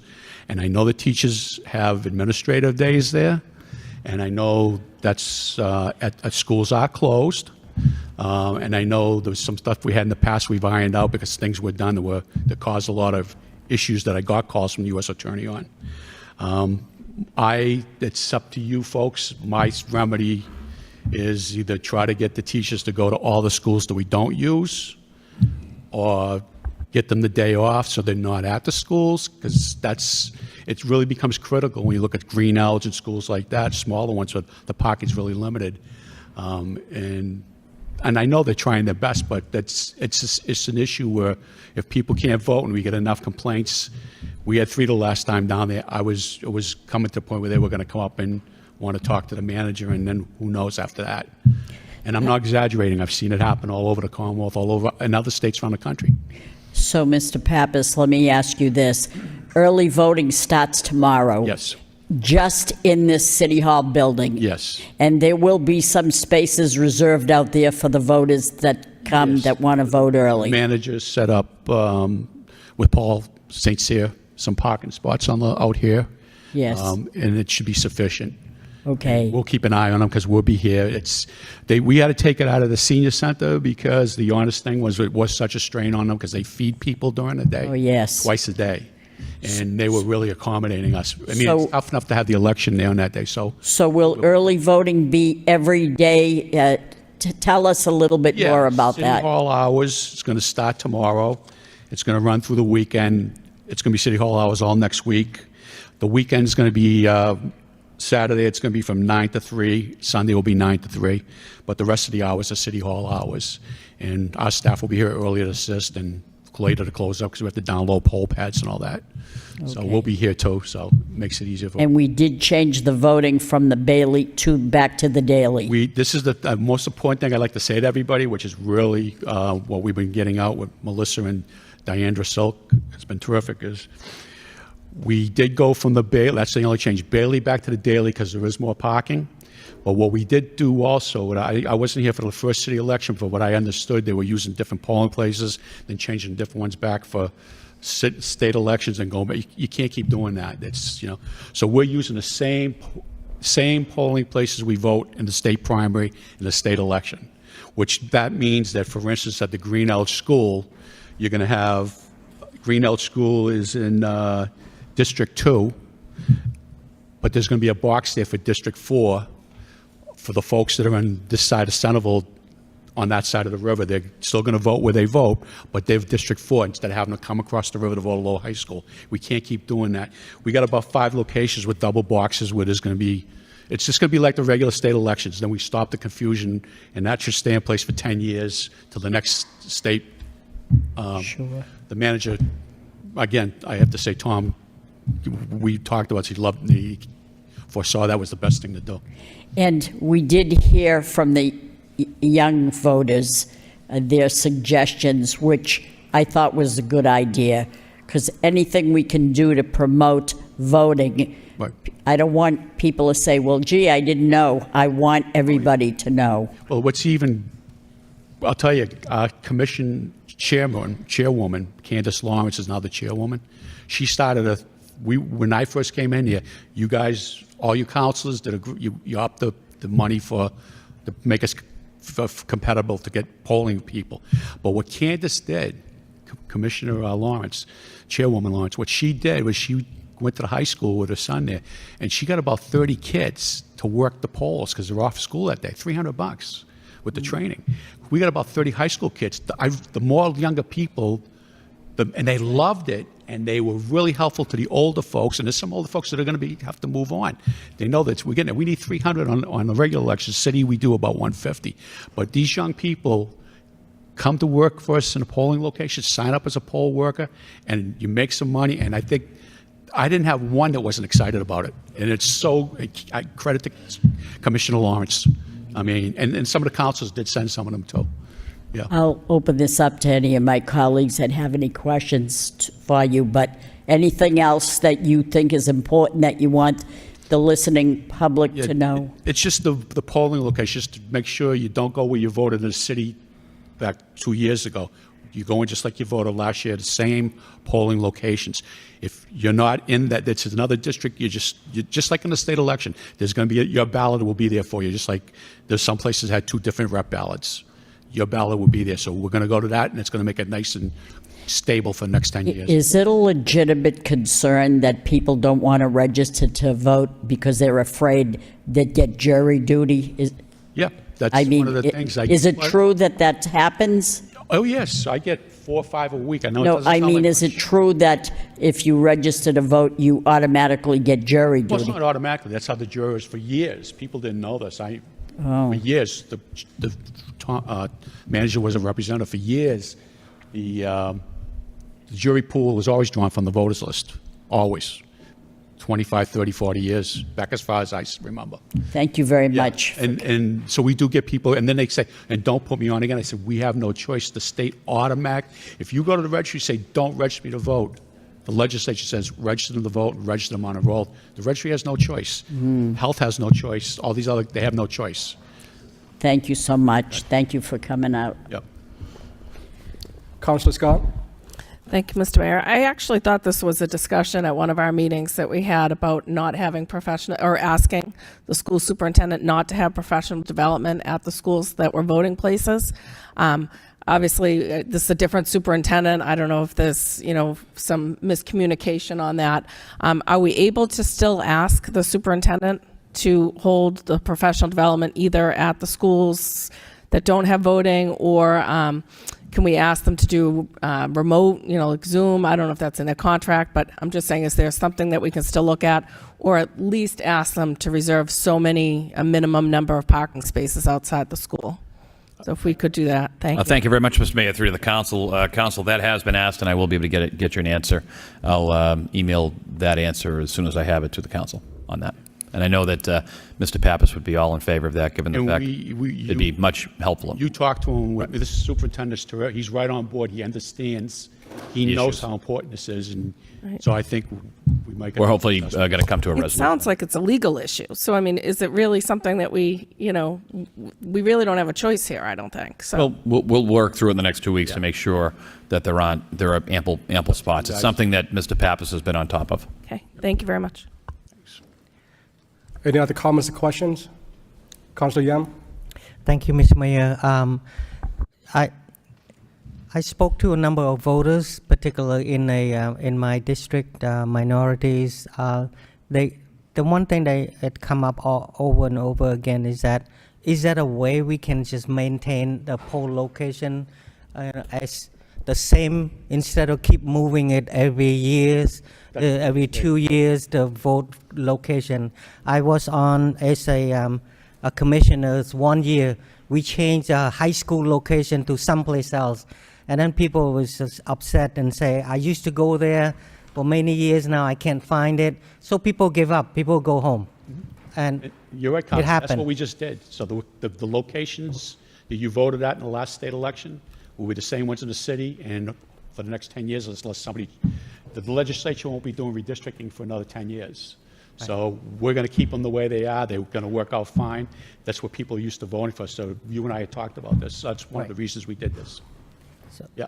yeah, I appreciate it. If we could do that, We it just helps. needed to change the Bailey to the Daily. That's the only change. And we sent letters to every registered voter in that ward to let them know. And we'll have a sign at the Bailey that day. Don't forget you're voting at the Daily. Bigger, better. Most people want that, more room. And I noticed we got a lot of calls from Ward 8. People lived there said, thank you, Mike. That's where I want to vote. So And that's including the early voting location. It used to be at the senior center, now here. So hopefully it'll stay here, not going to move to someplace else that's what next I election. think that's what we want to do. Thank you. That's what Thank we you. wanna do. Yeah. All set? No other comments or question? Councilor Mercy, it sounds like it was a question and answer session. Do you still want the answer to come back in a motion response form? Are you okay? Oh, no, I'm all set. Thank Okay, you. So you would like to withdraw this Everything's motion? fine. That's why I asked the city manager and Sean if Greg could be here this evening. Okay. Thank you so much. We're all So set. this motion is withdrawn. It's okay, Councilor Leahy, to accept your second it, withdrawn as well. Next motion that was taken out of order is 9.5. Councilor Yam requests city manager have the property department place Western Avenue on the repaving list, second by Councilor Nguyen. Councilor Yam? Right. I have a speaker, but she did not register. She lived at 160 Western Ave, Unit 210, and she came with Maxine and all of that, and she was hoping to speak right after Maxine, and she has another engagement, and she have to leave, and she just want to convey a message that please the city will try to repave that. Her point and my point is the same, that the Western Ave Studio, it's an art center for a lot of artists who come out from Boston to Lowell.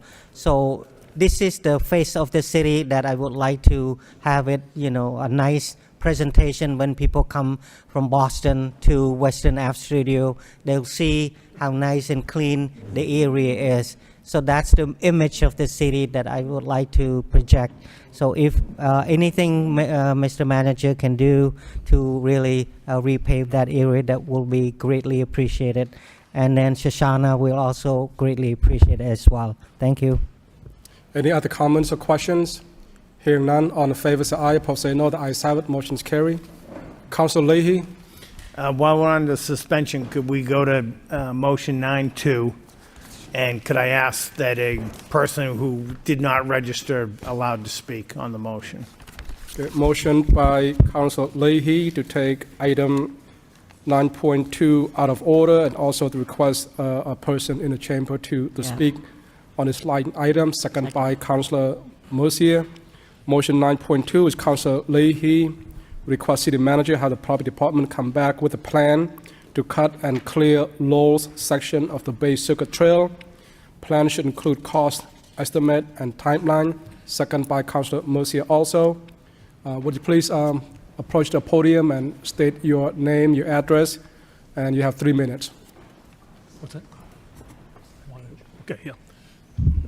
Hi, I'm Alan King. I just moved into the apartments at Belvedere Falls, and I looked out my window, a quick story, and the falls are beautiful when I can see them, but there's a lot of shrubbery. It turns out to be on the interceptor tubes, and that turns out to be part of the Bay State Trail that runs from Scituate up to Plymouth. And so I contacted the head of the trail, who just happens to be Jane Calvin, who some of you know. And she's the trail master, and we discussed terms of, I said, well, I want to develop this part of the trail. And so this is the property, this is the map of the, see, I scroll, oh, there we go. And this is what looks like overgrown, and there's some, let me go on to the next page. I want to go on to the next page. Okay. There it is.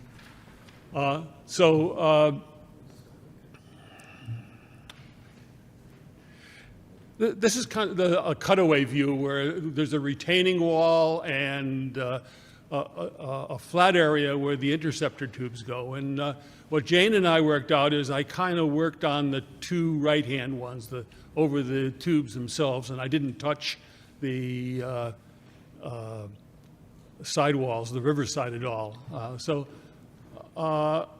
And this is what it looked like afterwards. So this is just kind of a status report of one way it might look if we cut the, turned it into a walkway. Now, Jane has a plan that she put forth in the, I think it was the June Belvedere town meeting to perhaps other places too, to continue on from where the Concord goes into the Merrimack all the way down through Duck Island south and beyond, past the golf course.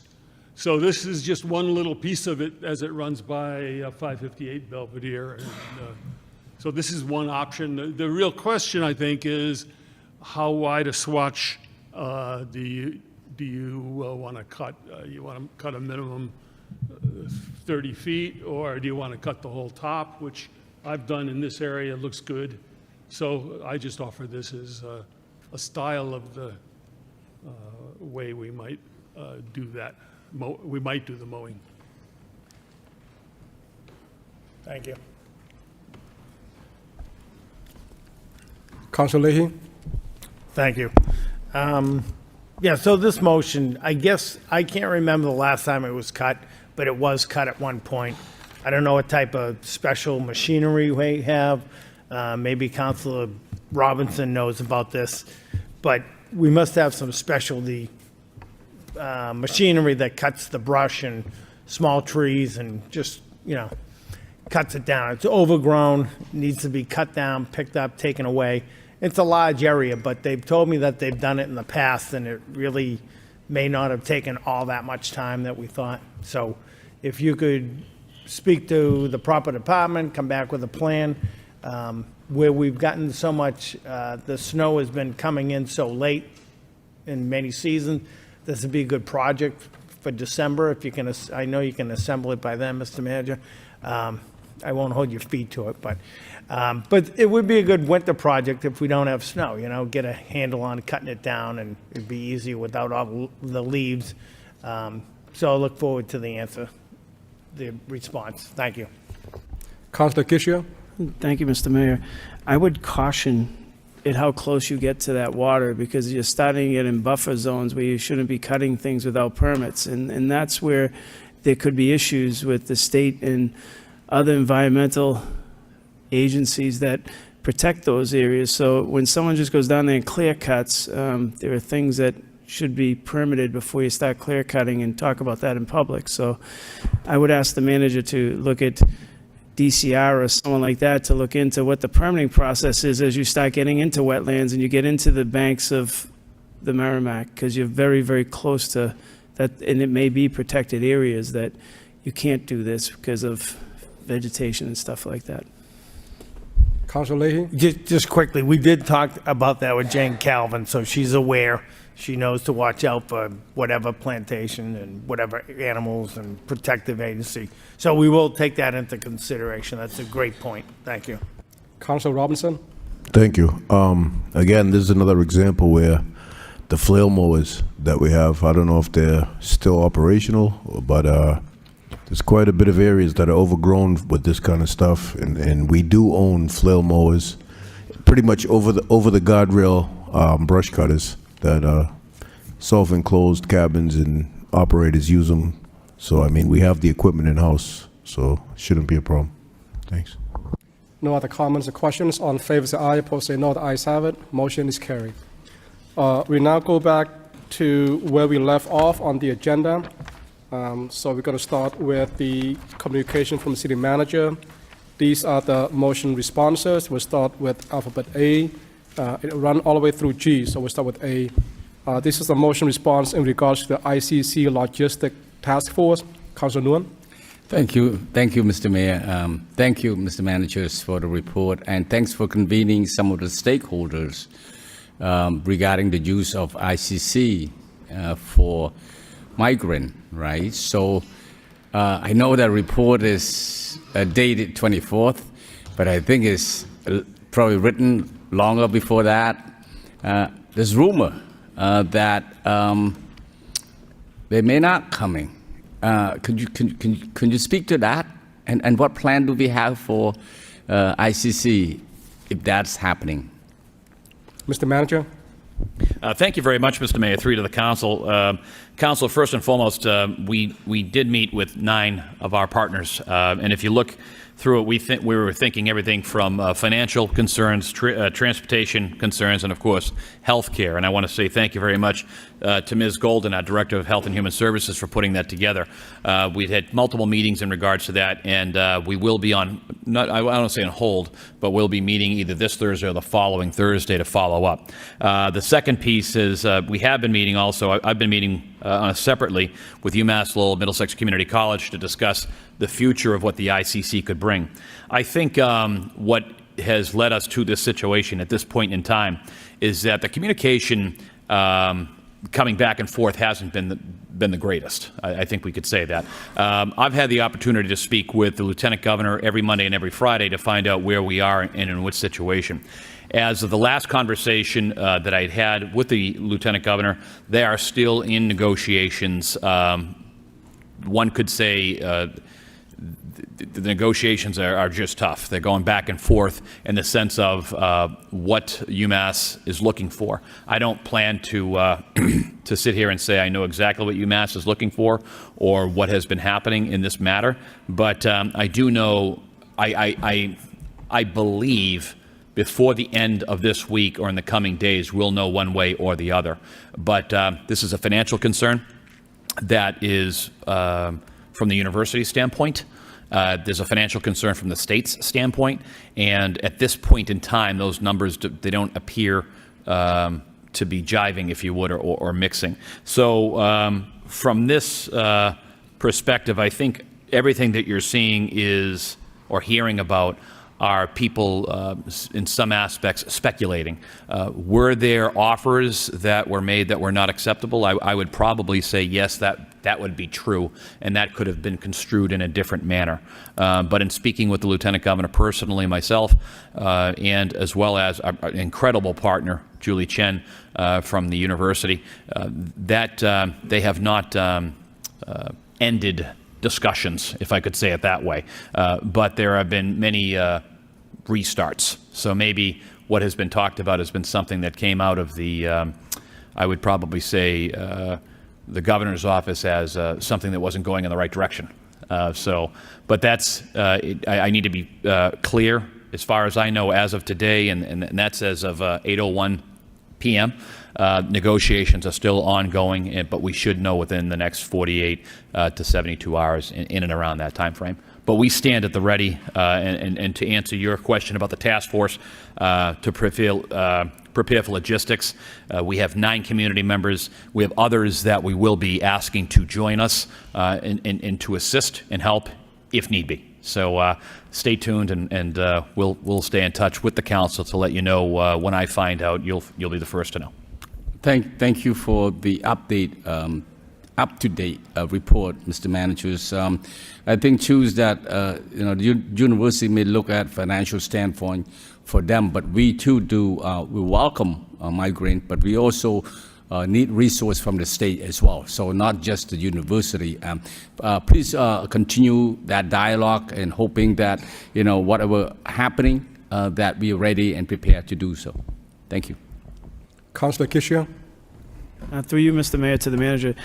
Mr. Manager, do we take minutes from these meetings, or do we have notes from these meetings that could be provided to the council? Mr. Manager. Mr. Mayor, through you to the council. Which meetings? From the meetings that are outlined in from the CTI, Lowell Public Schools Community Health Center, Greater Lowell Health.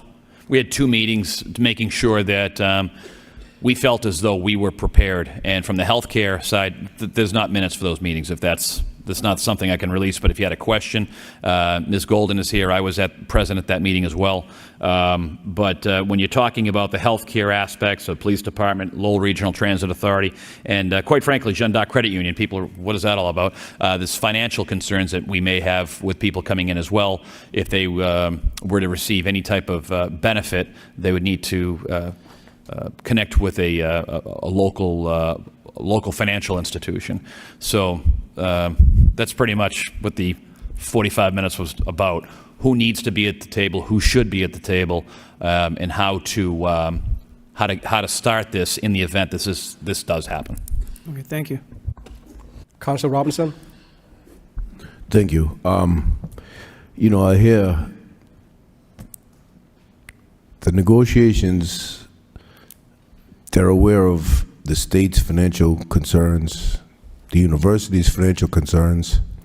I just hope that our concerns of the community and our partners in the community, I hope they're well aware of our concerns with the resources and financial assistance as well, because I think it's equally as important. I think, the burden of providing services is going to be something that we're going to have to buckle up for. And so I hope they're well aware during these conversations, and regardless who decides what, I think the host community should be involved in the discussions as far as resources, financial concerns.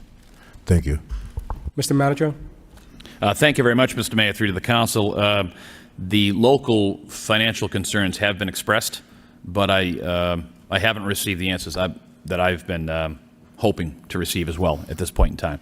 And everything else that that we're talking about here today is conversations that are happening between the university, UMass Lowell, UMass Building Authority, which is UMBA, and the Executive Office of Administration and Finances, which is an arm of the governor's office. So there's been a lot of discussions, but when I've stated the city's position to the Lieutenant Governor.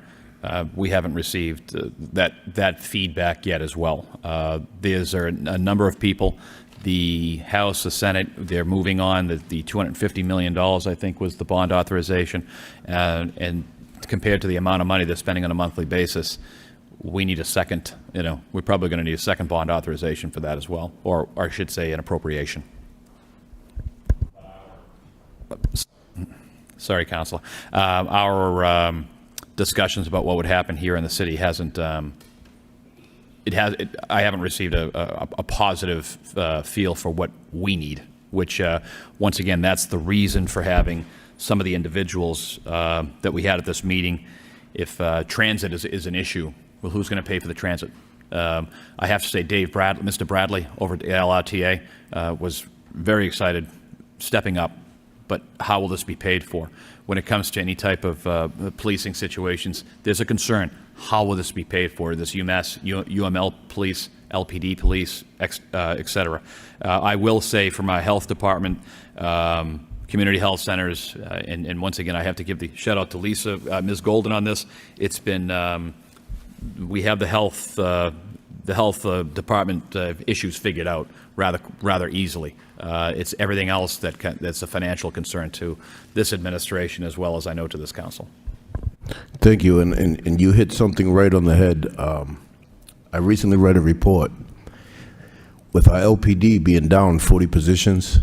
A report just came out about Methuen, I believe, and they saw the difference in calls for first responses to a location they were housing migrant families went from 180 to 360, 370 calls in a year's period. And so, I mean, again, that is a real additional above and beyond what we're already doing. With 40 positions down, I think there's some resources and manpower that we're going to have a conversation with to be able to help facilitate, because we've been dealing with an influx over by the Summer Street area. It seems like, I look at the police report, for whatever reason, they're very active. The police are very, very active, and I know it's tough. They don't have somebody to free up, even in some instances when they go in to write reports. So now, 380 calls potentially to an area like in Methuen. Where's the manpower? Where's the funding? Again, where's the resources? I think we're all on the same page. We're bracing and getting ready to do what we have to do as a community. But again, if the state and the university have financial concerns, I hope that they're well aware and cognitive of the host community's concerns as well, not just the cities, all our community partners as well. So thank you. Councilor Rook. Thank you, Mr. Mayor. I respectfully disagree with my colleague who just said we're all working together. I don't think we are. Last night we got a report that came out that the manager contacted us soon thereafter and said he had not heard any of this, was in contact, and we were told again this morning that this is all new to him and to the administration, and then we saw the take back of what was written last night. There are no heroes here. No one needs to work behind the scenes to try to be the guy or the person that's going to save the city of Lowell. We'll go a lot further if we work together as a team. To leave the city in the dark that the way that, whether you're a member of the state delegation, whether you're a president of a university, or whether you work over at a community college, not to be all on board and to bring everybody in together, it hurts. It hurts us. If we do get migrants that do come, we're going to be stuck in a very difficult position because no one is talking to the direct people that would be affected by this. There shouldn't be a political game, again, for adulation and for congratulations. Let's just try to keep an open conversation through all parties that are involved. And I think we'll do a lot better if those that are going to come here. If by chance it doesn't happen, then great. You get a personal phone call from me saying thank you. But until that point, let's not show self-importance here over the greater good of the city. So, it's probably just more of a frustration statement, Mr. Mayor, than anything else. But I think this council and this administration has been dealing with this for a long time, and the lack of information coming towards us, has been very, very disappointing. And I think all due to the fact that people are looking to be the person that saved the city. Thank you. Councillor Scott. Thank you, Mr. Mayor. Through you to the city manager. In your discussions that you had, did space concerns come up at all with the schools at this time? I know that we're waiting still for the modular classrooms at the STEM Academy. It's something for the last year I've heard pretty consistently from parents and from staff at that school about classes that were overcrowded, happening in stairwells is one of the things that was said to me. So I just have a real concern now. We're already in an overcrowding situation where we're purchasing modular classrooms. What does this do to that at this point in time? Did we have a discussion on that? Thank you. Mr. Manager. Thank you very much, Mr. Mayor, through to the council. Council, that discussion was brought forth in a phone conversation. I think that at times people look at the percentages across Massachusetts, and we had to correct one of those misconceptions. The misconception that there were school systems that were available, or all school systems, I should put it this way, Councilor, that all school systems were down.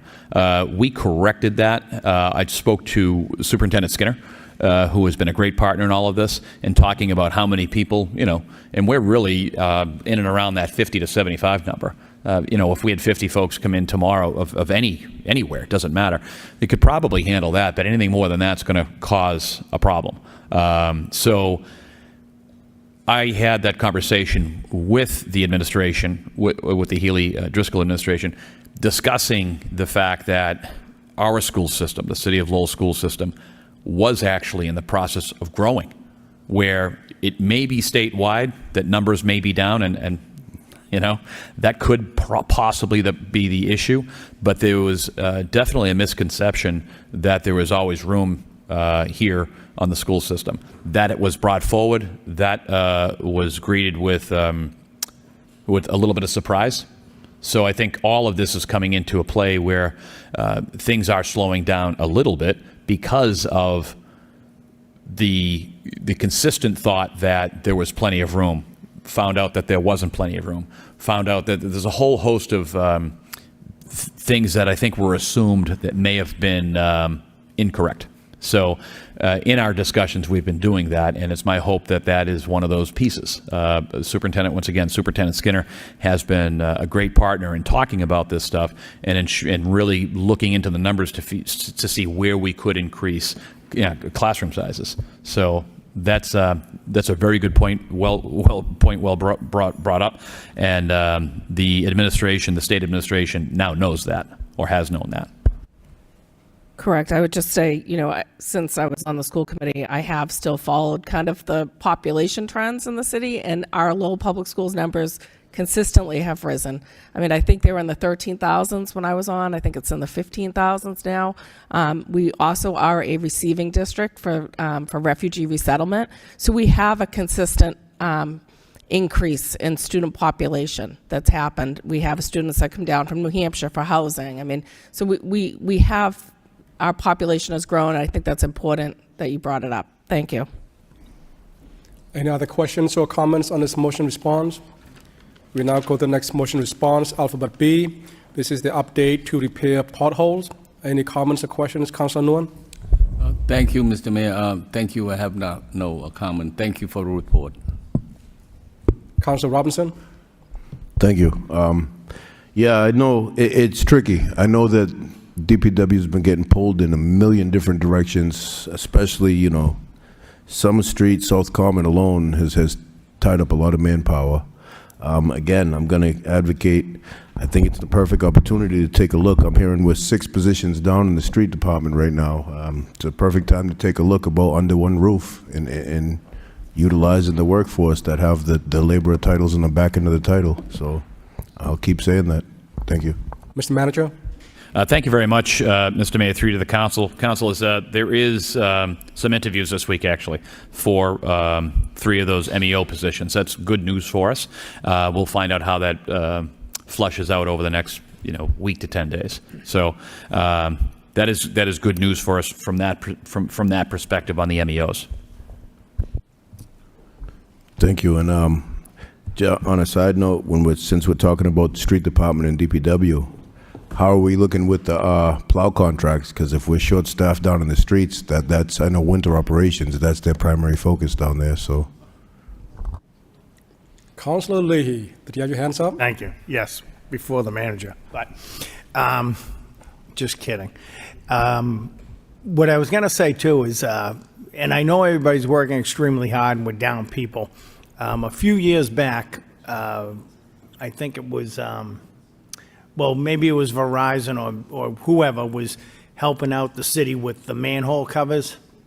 So I didn't know if we could get, there was one company that was going to help us fix around the manhole covers. You know how they go around the manhole covers and they make sure it's compacted and it's secure and the manhole covers are the right height so the plows don't hit them. Could we check into that again to see if we could get help from any of the utilities that might deal with these man covers? It could have been Verizon, I'm thinking. And there was a personality conflict. This is years ago. We wouldn't let them fix them because there was an issue on who was going to pay for the permits. So Mr. Cohen could shed some light on this. So if we could get some help that way. I know everyone's working hard and they're busy, but the manhole covers seem to be an issue, and we're coming up to winter, and we want to make sure that they're secure and there's no potholes around them. And so if we could check into that. Thank you. Councillor Kishia. Thank you, Mayor Chow. I read this report, it says we're looking at retooling processes to create efficiencies and procuring equipment, but do we actually look at some of the technologies out there? Like if you take Stevens Street at Albert, the holes on Stevens Street, every single year we do the same thing. We go over, we fill the pothole. How come we're not saw cutting it out, taking that area out, replacing it, and doing it the right way rather than leaving it? And I get we're overwhelmed right now, but as Council Leahy just said, there are treatments out there that are very simple. They take about 15 minutes to do. That it's a rubberized wrap that goes around every manhole. You can put it on the outside, you heat it up, it goes on, it stays, and then that area doesn't create the pothole system.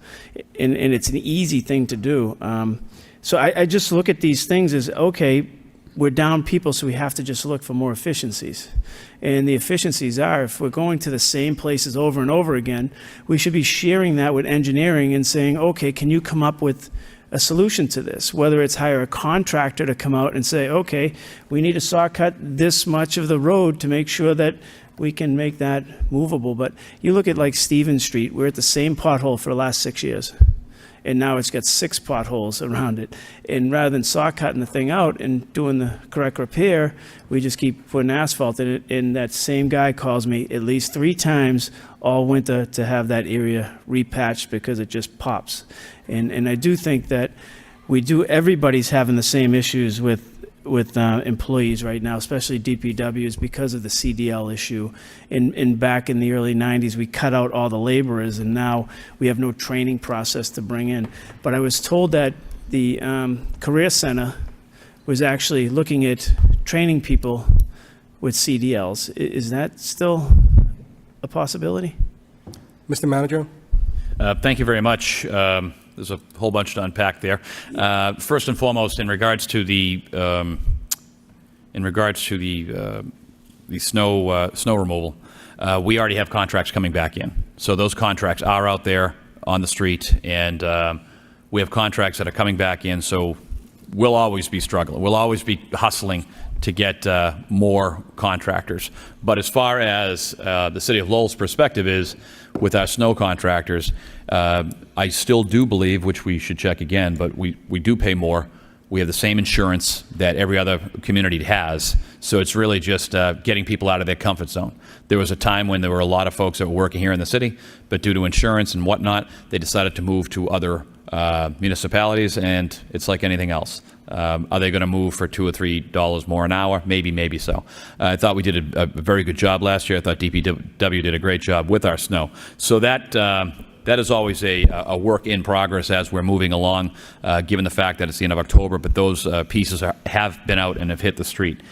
Council, in regards to particular areas of saw cutting, you would know this better than I. Did no saw cutting in my time frame, but that's a time is always at issue. But I think that the victory that this council and this administration has continued to put forth is that we were spending limited resources on our roadway projects, and that was anywhere between $3 to $5 million that we were doing in years past. I really truly believe by the end of this, I hate to give a number because we're not there yet, but I think we're going to be in the $10 million plus. So, and it's really from this administration standpoint and this council that should be taking the bow on this. So things like this saw cutting and things like the number of different ways that we are trying to treat our roadways, we are starting to see improvements, but I really think we're going to see those improvements, Councilor, in the next 2 to 3 years. People are very, very happy with the mill and overlay projects that we've been doing. I'm not going to make my assistant superintendent, assistant city manager talk about the 5 different ways that we are now fog sealing and things of that, microsurfacing here. Now you're going to start rattling them off. But, and I think that's this council that has really pushed this city to do that, and our transportation engineer is saying the same thing. But we are moving forward on this, but I really truly do believe that in the next 2 years you're going to see these differences, because in some instances you could call it doubling or tripling the horizontal construction money that we're spending. We are positioned to do exactly that come January 1st of 2024 as well. What this council has been looking for with 3-year contracts, so we're not doing this year in and year out. All of that is hopefully going to be out before the end of November, and I'm knocking on wood here, making sure that this were to happen. So that really gets back to that timeline, Council, that you had mentioned with saw cutting. Timeline is a problem. Timing is an issue. But I do believe that we're moving in a better position. We're better financed to do this, and I do believe people are going to see this. But I would like to see that rubberizing. Anything that I can say to the assistant city manager to learn a 6th thing about horizontal construction, I think that the traffic engineer would love that very much, so she can break it down on a yellow sticky again. So would love to hear about that. I will definitely send it over to you. But when you also look, and you said time, but if you spend a little bit of time saw cutting today, you're going to save a ton of money and time in the dead of winter when people are out plowing and they're tired and they have to go back and fill these potholes. Because at the end of a snowstorm, the last thing you want to do is deal with potholes and stuff. But at the end of the day, when we talk about the Cape seals, the fog seals, roads only can be done if they meet a certain rating with those types of treatments. So I'm talking about the roads that may be past that in certain areas. That Chelmsford at Albert Street is one. I mean, Stevens and Albert. When you look at that area, they call all the time, and it's fixed right now because it's warm weather and the water hasn't frozen popped it yet. But as we start looking at these treatments, and I'll send you over the wrap that goes around the catch basin and the manhole covers. When we look at that, it will definitely save long-term time for you, and it's a short money investment. Mr. Manager. Thank you very much, Mr. Mayor. And my last thing on paving, assistant city managers remind me that we are in the process of putting out localized paving to the tune of about $600,000. Time is not our friend, obviously, in this instance. But in this localized paving, Council, I believe what you're talking about in an area like that, we're looking at curb to curb 100 feet in certain areas, and those quote unquote troubled areas. That's something that we are trying to get accomplished because we had additional monies. You couldn't do a whole roadway, but it might be possible to do those troubled intersections that are only, 100 feet long or 50 feet long. I hope I'm not overstating, Commissioner, but it's in and around that range. But time is against us, but we are trying to move forward. And I believe I signed off on about 35 or 40 different areas that if we can get it done prior to weather, we definitely will. And that's that localized paving, Commissioner, which I think was in around $550,000, approximately. Yeah. It's an approximate that area. So we're taking this extremely serious, and I think that I really truly believe that this council, has supported monies to do this in the forms of doubling and tripling the amount of money that's been going into horizontal construction, and I really truly believe that this is going to be seen in the next 2 years and 3 years coming. Councilor Murcia. Thank you, Mr. Mayor. Last week, I segued in with some discussion about sidewalks and streets, and at that time, I talked about a problem where a lady was going down Summer Street and went into a rut and could have fallen, but our co-op team managed to get her before she did fall. And I will say that the very next day, Commissioner St. Cyr came down, took a look at it, and his men were right there and repaired it, and it's beautiful now. I'm sure the lady, when she sees it, will say, "What happened?" It's beautiful. So thank you very much for your prompt attention. Thank you. No other. Councilor Leahy. Just one more quick comment. And we have talked about this before, Mr. Manager. Maybe we did want to look into that truck that does the saw cutting, vacuums, seals it up, packs it. May be a good investment. We should check that out. And I think Councilor Yem would be happy. It might come in an electric truck too. So, thank you. No other comments or questions on that motion response. We now go to the next motion response, alphabet C, on Lawrence Street Cemetery drainage. Any comment or question, Councilor Scott? Thank you, Mr. Mayor. I would just thank Director Fox for this report. There was concerns about the sidewalk freezing over come the winter, so you'll make a lot of people happy. Thank you. Any other comments or questions? Hearing none. The next motion response is on South Lowell flooding. Also, any questions, comments, Councilor Scott? Just, again, an excellent report. I'm not really sure exactly what level sensors are. Did they send an alert or something to the water department? Okay, thank you. Just so people know, that's what they're planning on doing, putting level sensors at Moore and Gorham and on St. James Street so that there's an alert. And they're also planning on putting a slotted manhole cover in. Hopefully, that improves the situation there for everyone. So, thank you. Councilor Gishia. Through you to the manager. In the report, it's a well-written report.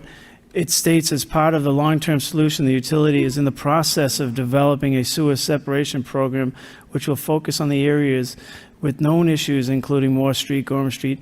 We didn't have that before today. We didn't have a sewer separation piece for that area after all that flooding for all those years. Mr. Manager. Yes, please. Through Mr. Manager. To Mr. Fox. Mayor, Mr. Manager, Councilor. So we're moving forward with a new sewer separation for the city, like in those areas and other areas throughout the city. We're going to have a design report available in 2024, at the end of 2024 for that.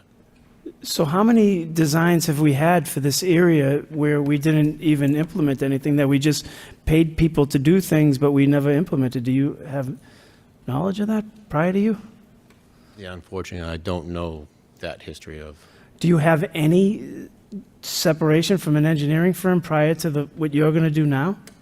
So for the Moore Street Gorham? Did move forward with separation in the Highland areas, over at Lincoln Street, over on Gorham Street, and the upper part of Gorham Street as you move out of the city, like outbound of the city. So there were areas that were done. I don't know exactly what other areas that were studied. This has been a problem for 20 years, and now we're coming to the conclusion that nothing was done in the way of correcting it until you took over. So I thank you for this report. I'm just shocked that we haven't moved forward on this piece prior to you taking over, but I look forward to seeing the results, and hopefully we get moving in this direction very quickly. Thank you. Any other comments or questions on that motion response? Hearing none, the next motion response is alphabet E on traffic calming. This is a response to combinations of motions by myself and Council Robinson relating to calming traffic issues on Wade Street and Powell Street, Grandview and 13th Street, and Stevens Street. Thank you, report. Looks like the Law Department and DPW administration is on it. Any comments or questions also? Council Robinson? Thank you very much for the report. I'm glad to see that not only does the report come and say they took a look at it, but there's some suggestions there, and I greatly appreciate that. I have a question, though. Last paragraph, there's a strong suggestion. What will be the process to go out and field the neighborhood's stance on whether or not to proceed with a pilot or trial series? Because it does mention that, that would be a recommendation. If approved by the council, the neighborhood and adjacent schools would be contacted to determine. So I think anytime we can look at doing a pilot for traffic calming measures to achieve the outcome that the neighborhood's looking for, I say yes. I'd hope my colleagues would support moving forward at least to the phase where contacting the neighborhood and the schools and see if it's something that the appetite's there for. Mr. Manager? Thank you very much, Mr. Mayor, through to the council. Council, the administration definitely would be reaching out to obviously yourself as well as the neighborhood to try to run a Q&A in that area to make sure that this is something that the residents in that area would be looking for. So that's something that Ms. Altman in the administration has we've talked about, and I don't know if there's something you want to add to that, Ms. Altman, or not. What we've done before is put flyers out to every neighbor and with a QR code and a survey link so they can, and with like just 2 or 3 questions. And that way we've made sure that we've notified everybody in that area and they have a ability to respond yes or no, or, in favor or not. So.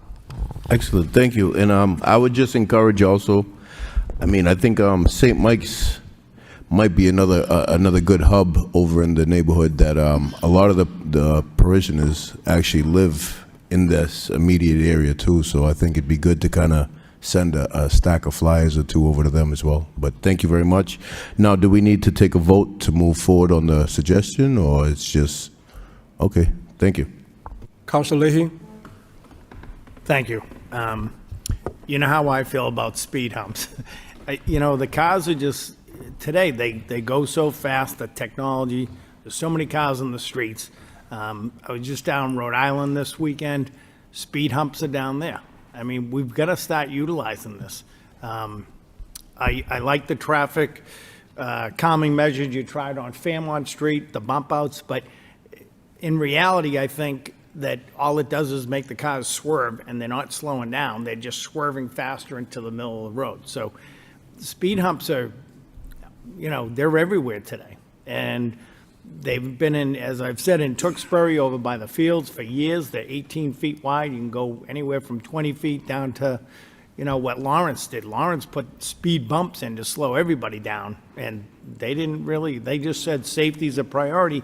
And on, I think it was Essex Street, traffic goes 2-3 miles an hour. That's what they want. And we've got to start utilizing this technology. There's no other way to slow cars down. Coming in tonight, people speeding right across City Hall. They figure if you're crossing the street and they're going to miss you by 2 or 3 feet, they don't slow down. It's getting to the point where we just have to try these speed humps. And I'd be willing to do them in District 3. Sounds like Council Robinson wants to try them in his district. We've got to come up with a plan next year and put some speed humps in and figure out the width, working with the fire department. I was just up at a complex up in Nashua. They've got speed bumps. you know, and it's a big complex, and I'm sure that they've gone over this with the fire department up in Nashua, but they're speed bumps, not humps. It's going to slow down the trucks going into the condo units, but they put them in for safety. And we've got to do this. So I'm all for the speed humps. We just need to figure a plan out. Thank you. I know, let's have the councilor make the comments. Maybe the manager can respond to all at one time. Councilor Yam? Thank you, Mr. Mayor. I'm all for speed hump as well. Boston have just instituted, and I passed it out, the printout from Boston, the speed hump, they did well. They have clearly marked, and then signage and everything like that. Compared to Somerville, there's a lot of people were complaining because the speed hump went up and then no marking properly, cars losing muffler. But the cities are happy that the cars slowing down, and that's what we need. And we talked about, you know, a measure to the calming measure traffic. So we should try the speed hump, similar to many cities across the Commonwealth have instituted. Somerville is the latest cities that implement the speed hump. Thank you. Councilor Kishia? Thank you, Mayor Chow. I just wanted to thank Ms. Altman for the report. I think that one of the things that should be highlighted is speed humps in a permanent condition are most effectively installed in streets when they're repaved. And I think that's the same with berms, and people have to understand that when you're rebuilding roads and you look at berms on the side, normally when you redo a road, that's the best time. You don't set them on top because they end up in somebody's yard an hour later with the plows. And it will be the same case with the speed humps. I think that that's a long-term goal, if that's the wish of the council, is to do that when we do, you know, mill and overlays or redoing roads. Councilor Scott? Thank you. I actually was just going to bring up Boston as well. I had looked at their website ahead of time. I'm obviously a big supporter of this idea. Even if it's a pilot, we all have 5 or 6 streets that we all know there's excessive speed in, you know, in our districts. But Boston said in 2023, we launched a new approach to planning, designing, and building speed humps. Instead of asking residents to nominate their streets for traffic calming, we will work proactively to add speed humps on all eligible streets in every neighborhood. So this is, I mean, it's happening. It's being done in other cities, and I guess I would just ask perhaps maybe the traffic engineer to comment on that, what Boston's doing right now. Thank you. Okay. There were a lot of comments from different angles, from different councilors. Mr. Manager, will you respond to some of them? Thank you very much, Mr. Mayor. Through to the council, the administration is working on these solutions. The engineer, the traffic engineer, DPW, and to bring up the point that is best taken, when we are doing the mill and overlay, when we are changing the streetscape, that is the best opportunity to do that. So unfortunately, it doesn't get ripped up by a plow. But I also want to give Ms. Altman an opportunity to respond to this, because this is something that she's been working extremely hard on from the transportation standpoint, as well as all the traffic calming plans that we're looking at with Boston and all these other folks that have already been doing it. Ms. Altman? I am ready and willing and able to put in, well, not able yet, but ready and willing to put in speed humps. What Boston did, which I thought was very thoughtful, was they looked at all their streets and determined which ones were appropriate to even put a speed hump on. Our fire department, I spoke to them a while ago, and they're in support. They're not against them, except on their major emergency routes. So those have to be identified. Streets that are like this, I can't put them on because of you'll launch people in the air. So what we need to do now, and this speed humps are in part of the traffic calming program that you all approved a year ago. So they are something that we're working towards. So what we need to do is maybe you know, in one of the streets that we're repaving next year, we can put them in a permanent condition, and then we have some temporary ones that we'd like to put in.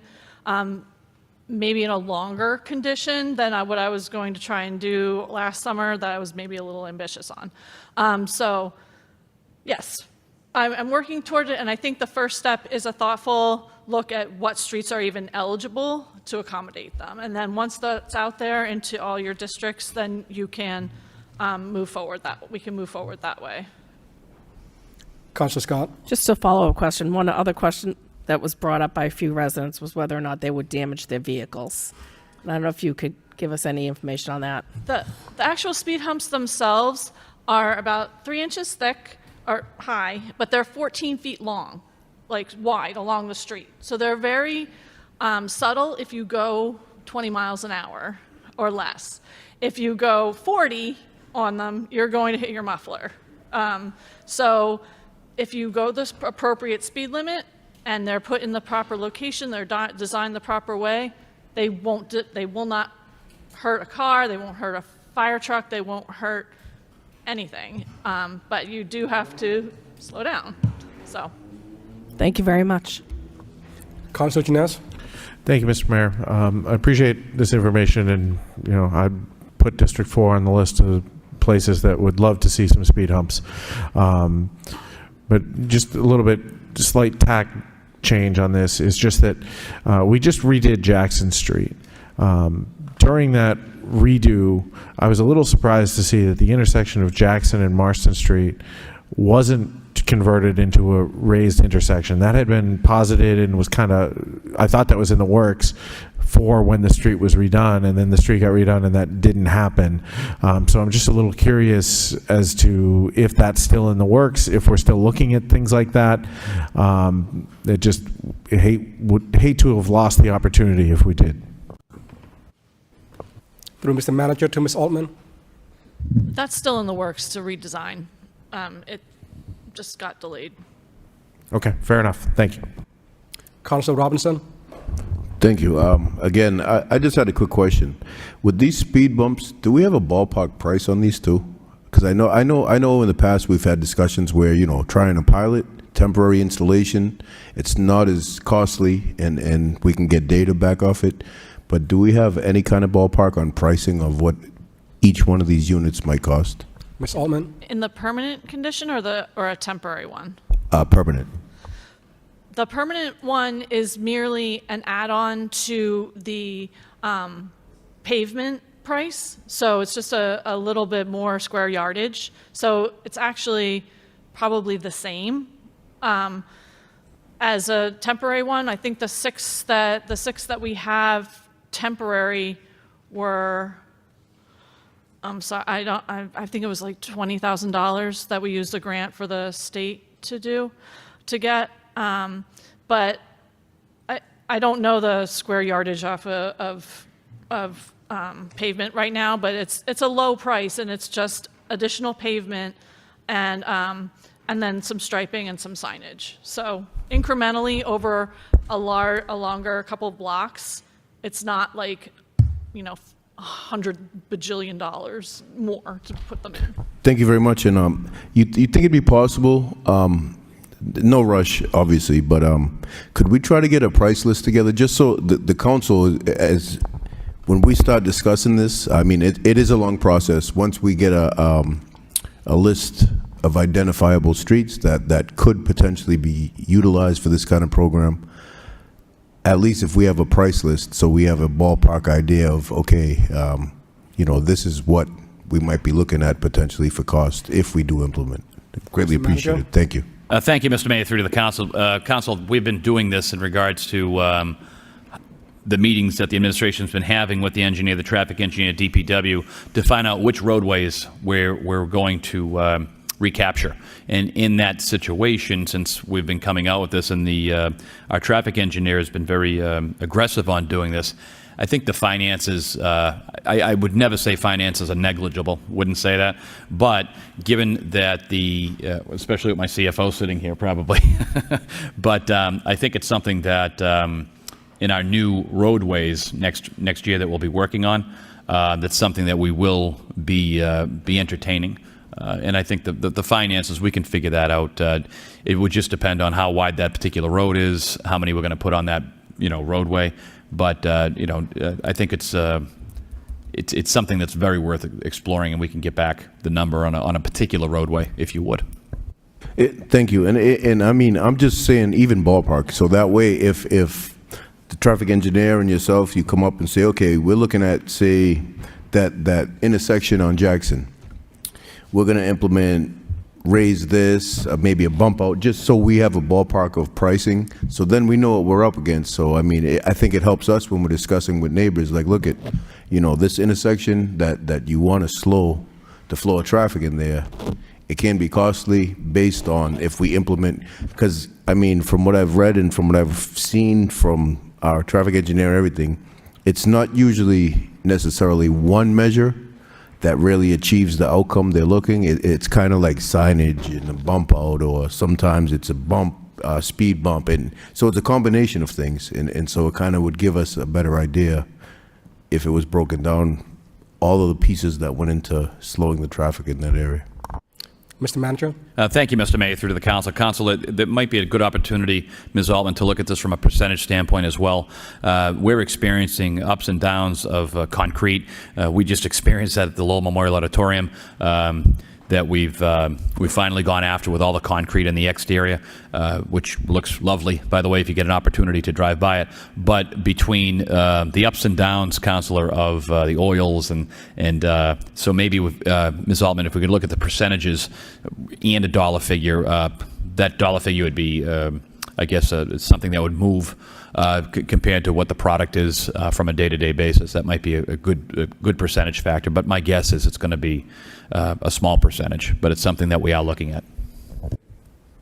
Any other comments or questions on this motion response on traffic calming? Here none. Thank you, Ms. Altman, for being here. The next motion response is on bicycles on sidewalks. Any comments or questions, Councilor Janess? Thank you, Mr. Mayor. No questions, just to thank you for the report and the ongoing work on this. I know it's a challenge to keep everybody safe and happy, and this is yet another data point in that direction. Thank you. Any other comments or questions? Hearing none, the next motion response is on the LRTA bus hub. Any comments or questions, Councilor Nguyen? I'm all set, Mr. Mayor. Thank you. Thank you, Councilor. Any other comments, Councilor Janess? Thank you, Mr. Mayor. I appreciate the report, and I appreciate the conversation that's happening. Just would like to reiterate once again that I think it's important that as much of the bus traffic flow through the downtown as possible. I understand that they're working on that and why they have their terminal where they do.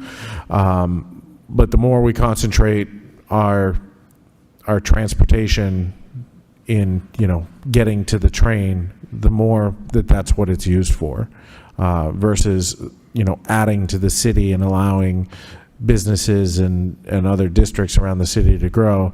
It really does kind of put an emphasis on turning Lowell into a bedroom community for Boston. I don't think that's what any of us want. So whenever we have opportunities to really that allow for LRTA to be able to connect our various neighborhoods with our downtowns and with the other neighborhoods themselves, and not just the transportation center. I think we need to encourage them to go in that direction and do what we can to support that. Thank you. Thank you. I read this report, and I mean, it makes total sense. I appreciate the work that was done on it, but it's kind of too bad. It's disappointing to see that the reasoning they pulled out of the downtown for a bus hub, and just because when I filed the motion, it's kind of the outcome that we were looking for. I know when they used to have it as a bus hub, it was really pedestrian full in the downtown. And again, we're looking at the pop-up incubator program, and we're trying to attract businesses back in downtown. I think this could be a tool if we can find a way to, even a partial bus hub, to get more pedestrian foot traffic in downtown while people look for that connection in between their destinations. So, thank you. Any other comments or questions on this motion response? Hearing none, that completes all the motion responses for the evening. The next section is 5.2, which are the informational reports. We already have taken up on the House of Hope. We now go to the report on POW MIA Memorial Update. Mr. Manager. Thank you very much, Mr. Mayor, through the council. This is a great opportunity, I believe, that started out with just a discussion, and it was an opportunity, I think, from the City of Lowell's standpoint to make this memorial, this POW MIA memorial, more prominent. And I do want to say thank you very much to the citizen, the private citizen participation, as well as KS Jarvis Cabinet Furniture LLC over at Western Ave Studios. And I'd like to ask Ms. DeRoches to pick up on this, to have a further discussion about the amount of discussions back and forth with so many passionate people that we sat and spoke with. Ms. DeRoches, if you could discuss that. And I know that we will be bringing this forward Thursday, November 9th at 5 p.m. And we hope that the council, as well as all of the citizens of Lowell, would be able to join us for the unveiling of this. Thank you, Mr. Manager. So this was brought to us by a resident who had approached the manager's office and maybe some of the councilors about putting in a new memorial in City Hall for the POW MIA group. So we have worked with the cabinet maker at Western Ave and Mr. LaMarche in the Veterans Office to coordinate this and bring it together. So we're really excited. The artist has donated all of his labor. I think we're just, putting in some money for the materials. He's got another artist putting together a tablecloth, and then there's going to be a plaque. The ceremony is going to include the ROTC, and there's going to be like an explanation of the objects that are on the table and a ceremony that's included in that. And Mr. Mayor, through to the council, I think the symbolism here, we want to really invite people to stop and reflect. I think it's going to be an extremely powerful piece. And if people have that opportunity to come here, or any time that they have an opportunity to be here in the city of Lowell, to sit and reflect on the POW MIA, not just a chair, but the symbolism of the chair, the symbolism of the table, the symbolism of the plates, that people are still missing their loved ones. And I think that it's what we're striving for. It's what the administration heard loud and clear from people throughout our community. And it was just something that I'd seen, and we're going to probably, I believe, Ms. DeRoches put it up on the staircase, where it's going to be a prominent piece when you walk into the city, that the city of Lowell is really thinking about this day in and day out, and every single one of us here are going to be walking by it every time we're in City Hall. So if people, I can't stress enough that if you have that opportunity to come by Thursday, November 9th at 5 p.m. To see this unveiling, I think it's going to be something special that all of us are going to have an opportunity to really take a lot of pride in saying that the city of Lowell is doing this. So thank you very much to all those involved that met with myself and met with Ms. DeRoches and Ms. Burgess and our whole team to make this happen in benefit of our veterans and especially our POW MIAs. Councilor Young. Thank you, Mr. Mayor, and thank you to the administration for taking this to the next level. And I know the families of missing MIA will really greatly appreciate the effort the city placed on. Being said, what I like to ask, in addition to the project about Power MIA, if I may also ask the city manager and the administration to also look into maybe creating or spruce up or rededicating the 4 police officers that we have pictures on the wall, maybe redecorating it, because there used to be lightings but no longer there. So to never forget Patrick Levine, George Purcell, John Joseph Wynn, and Christos Rus, who gave their life to protect our city. So I would like to extend that if in the next phase, honor them, rededicate it, the whole pictures with some lightings and maybe plaques or whatever the city can do. Thank you. Councilor Robinson? Thank you. Thank you. My colleague, Councilor Drinkwater, we filed this motion a while ago, and this administration put in the elbow grease working with the citizen to get this done. One thing that I really like, and I'm glad to see the way this went, and I think it's a testament to what we can do, is that, we could have went out and just bought a kit that would cover all the symbolism involved with this, but I think more importantly, we reached out to our local artists, and we found somebody that was as passionate about this project as the administration was, and the resident and everybody else. And so it's not only going to be a nice testament, and the symbolism will show our appreciation and respect, but it also showcases the talent that we have in our city. And I think we don't have to go too far to find projects like this. When we have an idea, I think we have some great community partners that can bring our ideas to life. So thank you for all those involved.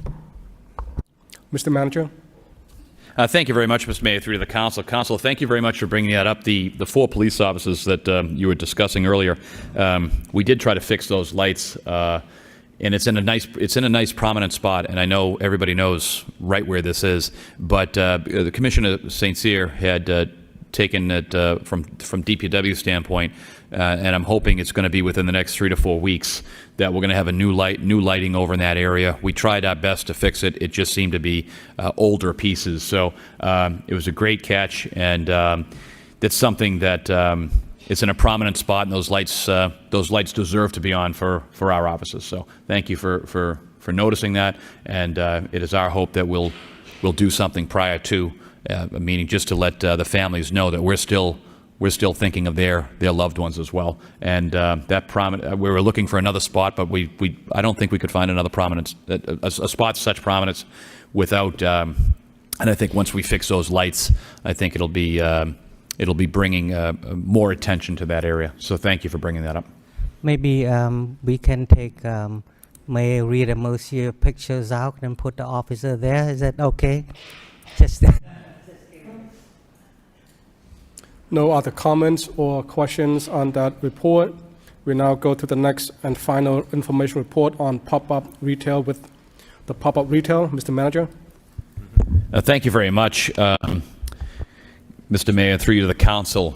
I just want to invite Ali Carter up here for a moment, but this is a great opportunity. This is something that we've been looking to, the administration has been looking aggressively through the downtown. We have spots that are open, places that need some assistance. We've been getting very aggressive, obviously, as many of you know, throughout the last few weeks in regards to the commercial space that we have in the downtown, the number of meetings that I have the opportunity to be with Ms. Carter. But this is one of those pieces, the pop-up retail. I think this is a good opportunity. Ms. Carter has worked very hard on this, and to present this a little bit more in depth, if you could let the council know exactly what's happening and some of the exciting news that hopefully will be coming sooner rather than later. Ms. Carter. Sure, thank you. So we are using $200,000 of ARPA funds to open a retail incubator. We've hired a contractor to do so. They're very experienced. They have a really good track record. So they selected a site at 57 Market Street, and they'll be opening in time for the holiday season. They opened up their applications for retailers less than a week ago, and they already have over 25 applications. So they've got a really strong response, which is exciting. And we've retooled some of our incentive programs to help kind of feed those retailers that pop up there to hopefully settle in more permanently. So we have a forgivable loan program that we used to offer for $10,000, but now we've upped it to $30,000 that can help with startup costs, and that will that can pay for rent, for inventory, anything that's not construction, basically, to help people get started, get a foothold in the city. And there's also other programs that we've had in place, like the state's vacant storefront program, that if someone opens in a downtown storefront that's been vacant for a year or more, the tenant, not the property owner, and that's a big difference, can get $10,000 in tax credits. So we're really hoping that with our programs that we've put together, plus the track record that Up Next has, Up Next is the company we're working with, that we can really have some success with bringing some new businesses to downtown Lowell. Thank you, Mr. Mayor. Through you to Ms. Carter and the team, I just want to say thank you. This is exciting. I know several people in the neighborhood are looking forward to checking this out once it launches. I myself will certainly be taking a walk down from Market Street to check it out frequently. How often do we expect the retailers who are in this space to change? How long is a standard tenancy plan to be? I am not exactly sure. I know there's short-term leases that the contractor arranges, and they're also at a flexible rate, and folks can sign up for a certain amount of time and then elect to stay on longer. So I think it's a flexible arrangement, and we won't know for certain until they select the retailers who apply, but I can provide an update on that. That would be great. Thank you. Just to kind of have an idea of the cadence, just so we can tell people, come down every month, because you never know what's going to be coming or going. And I'm hopeful that some of these folks will have a great experience and want to stay in the downtown. We've talked about it on this floor many, many times. There's plenty of space for them. So look forward to filling up some of those storefronts with some of these retailers. And thank you for your work on this, and can't wait to see it in place. Councilor Robinson? Thank you. I'd just like to echo my colleague's sentiment. Thank you for all you do.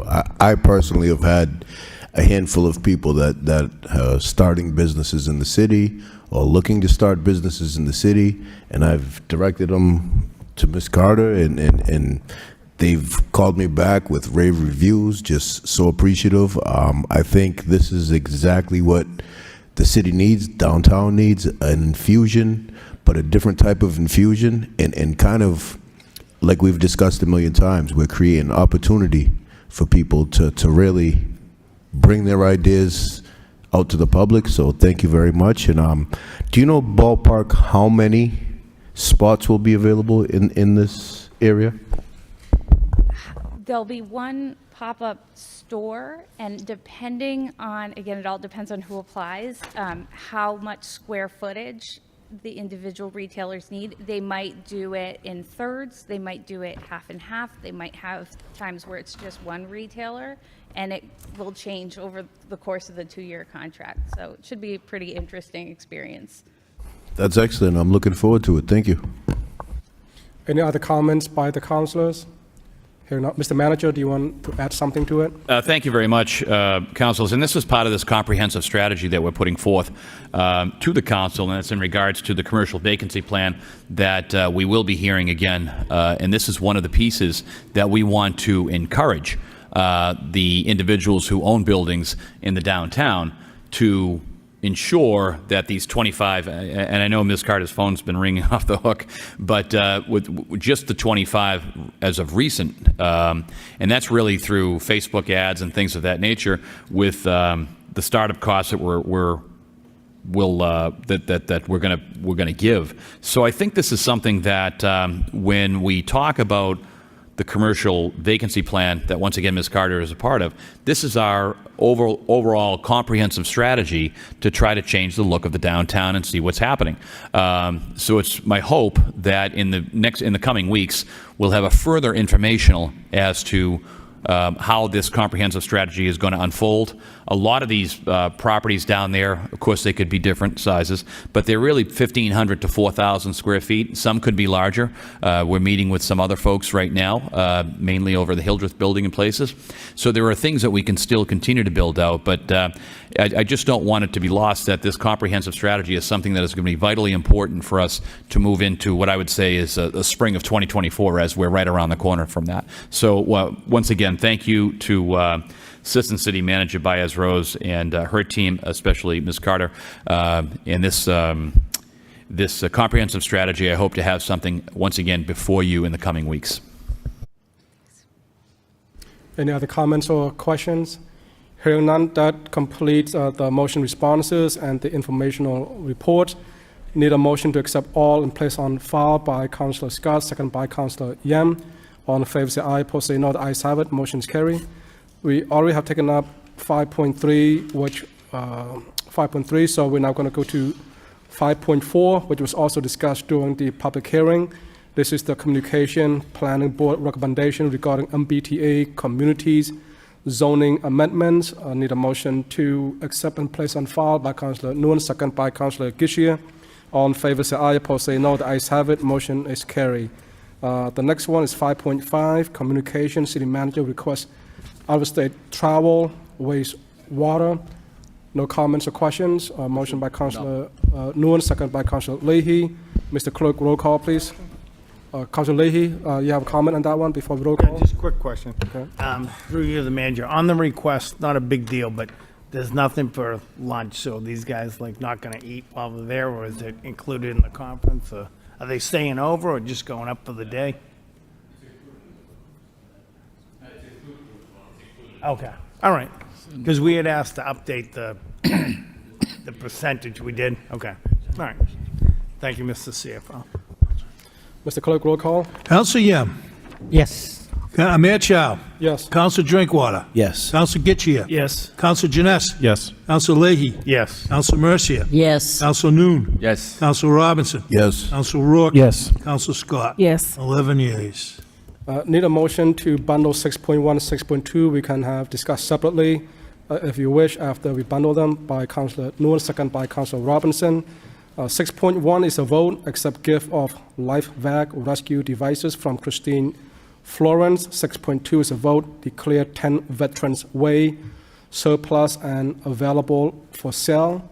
Any comments or questions? Councillor Mercia? Yes, we do remember when the Florence family came before us. That was so impressive, unbelievable. And their generosity is second to none.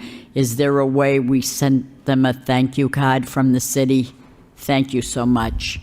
You all set. Councillor Gishia need a motion to adopt by Councillor Robinson, second by Councillor Nguyen. Mr. Clerk, roll call for both. Council Yam. Yes. Mayor Chow. Yes. Council Drinkwater. Yes. Council Getchia. Yes. Council Janess. Yes. Council Leahy. Yes. Council Mercia. Yes. Council Noon. Yes. Council Robinson. Yes. Council Rourke. Yes. Council Scott. Yes. 11 yeas. The next line item is 7.1, is ordinance to create a position COA chef manager. Any comments or questions? Need a motion to refer to public hearing on November 14, 2023 at 7 p.m. by Councillor Drinkwater, second by Councillor Mercier. Mr. Manager, do you want to make comment? All set? No. All in favor say aye, opposed say no. The ayes have it. Motion is carried. The next line item is the reports of subcommittee. This is on Transportation Subcommittee, October 24, 2023. Any report, Chairman of the Transportation Committee? Quickly, Mr. Mayor, thank you very much. We had a subcommittee meeting this evening, 5:30.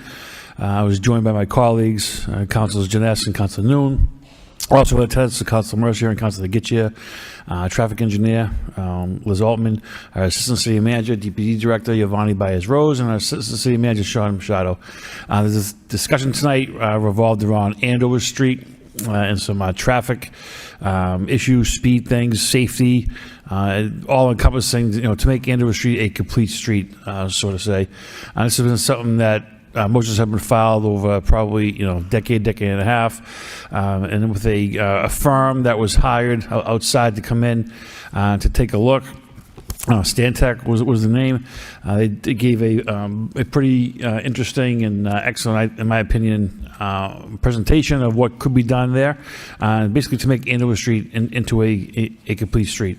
It is a city-owned road with 20,000 vehicles per day, and they collected speed data during the study. It was 35 to 40 miles an hour with a over 75 cars a day exceeding 50 miles an hour. There was the main complaints from residents that took part in a survey with the speed of the road, the noise, the poor sidewalks, and the difficulty with left-hand turns. And people that do drive into the street on a regular basis know the difficulty in doing that. They were both short and long-term solutions. Some of them could, such as narrowing the road from a 12-foot lane to a 10-foot lane, and that would encourage drivers to go slower. The pedestrian and bike infrastructure that was lacking could be improved. And also for a road as long as Andover Street, there was only 3 crosswalks, one at the beginning, one at Douglas Road, and the one at the very end towards the Lowell Tewksbury line. Obviously, some recommendations that came in, both from residents and from Mass DOT. The presentation will be placed online tomorrow at the request of the subcommittee. And the next steps will be further discussion by the Traffic Engineering Department and DPD. They'll go back to the neighborhood for some more meetings with some of the options that are available for the street. And again, going back, this has been something that's been long-standing for a period of time with, several issues. And the presentation put forward, I would recommend everybody to take a look at it and to give us your feedback. If any of my, committee members would want to comment on it, feel free, or Councilor Mercia and Councilor Gitche that were there as well. Thank you, Mr. Mayor. Any other members who would like to add to the report? Hearing none, need a motion to accept the report progress by Councilor Nguyen, second by Councilor Janness. All in favor say aye, opposed say no. The ayes have it. Motion is carried. We now reaching the section of the City Council motions. And looking at these motions, they are very well written and lengthy. I have a feeling many of them will speak for itself. We'll start with 9.1. It's a motion by Councilor Leahy. Request City Manager have Property Department review trash recycling ordinance regarding senior discounts for trash bins. Second by Councilor Mercia. Councilor Leahy. We were discussing about talking about this ordinance for a while now, and it's probably time we have it sent to subcommittee to discuss. There should be. We should look into, do we want to keep a 2-barrel system as far as size-wise? A lot of the seniors, for whatever reason, don't like the smaller barrels. Some do, most don't. Some feel like the barrel should just be wider. It's too tall and narrow. They feel like they can't put their big bags into it. It does, we've talked about this for years, it seems to single out, they feel like they're singled out as far as elderly people live there. So we should have a good discussion on the rates, the fees, the discounts, maybe just go back to a 1-barrel system so we don't have to worry about 2 different barrel sizes, deliveries, fixing them, and all that stuff. So I would just ask that this goes to the proper subcommittee for discussion. Any other discussion on this one? Councilor Rook? Just out of curiosity, so I had a barrel replaced, and it seems a lot smaller than the one that I had before.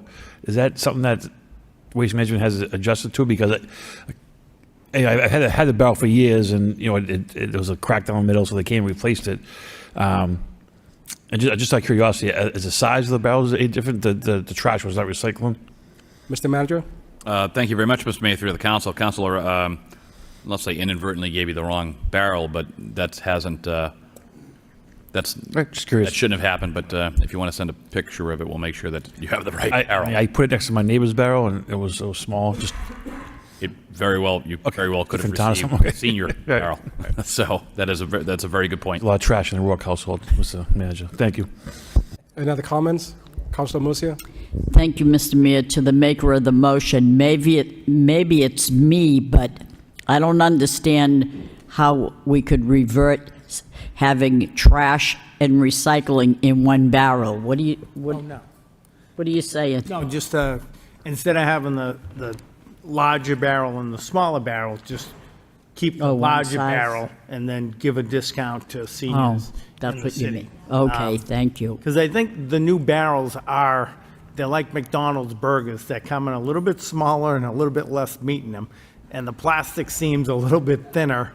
So, you know, it's Nobody knows more about McDonald's burgers, just imagine than I do. So I'm telling you that, the barrels are smaller, man. I'm telling you. But you know what I mean? The barrels aren't as thick, the plastic isn't as thick as it used to be. So we got to make sure we're getting what we pay for. I think these meetings are getting longer and longer. The food becomes smaller in size, right? Yes. When we get hungry. No other discussion. All in favor, say aye. Opposed, say no. The ayes have it. Motion is carried. We already taken up 9.2. We now will go to motion 9.3.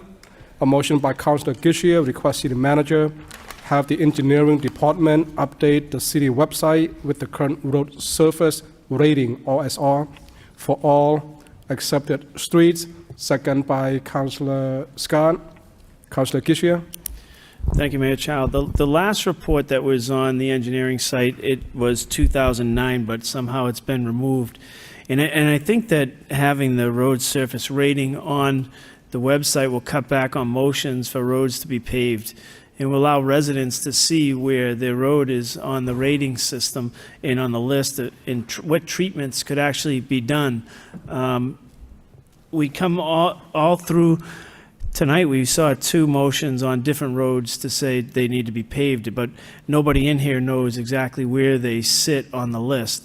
And that's tough for anybody when you're looking at trying to dial in, okay, where is this road? Can there be treatments that's done without repaving everything? So I just think that it would save everybody in here a lot of time if it was just online and councilors could direct residents to look at it as well as when they looked at it. And people wouldn't see people are jumping over roads to get other roads done, that's all.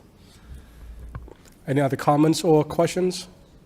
Hearing none, all in favor say aye. Opposed, say no. The ayes have it. Motion is carried. We already have taken up motion 9.4 and 9.5. We now go to motion 9.6 by Councilor Scott. Request city manager provide an update on the plan to implement an odd-even street sweeping plan. Second by Councilor Nguyen. Councilor Scott. Motion speaks for itself. Thank you, Councilor Scott. You got it.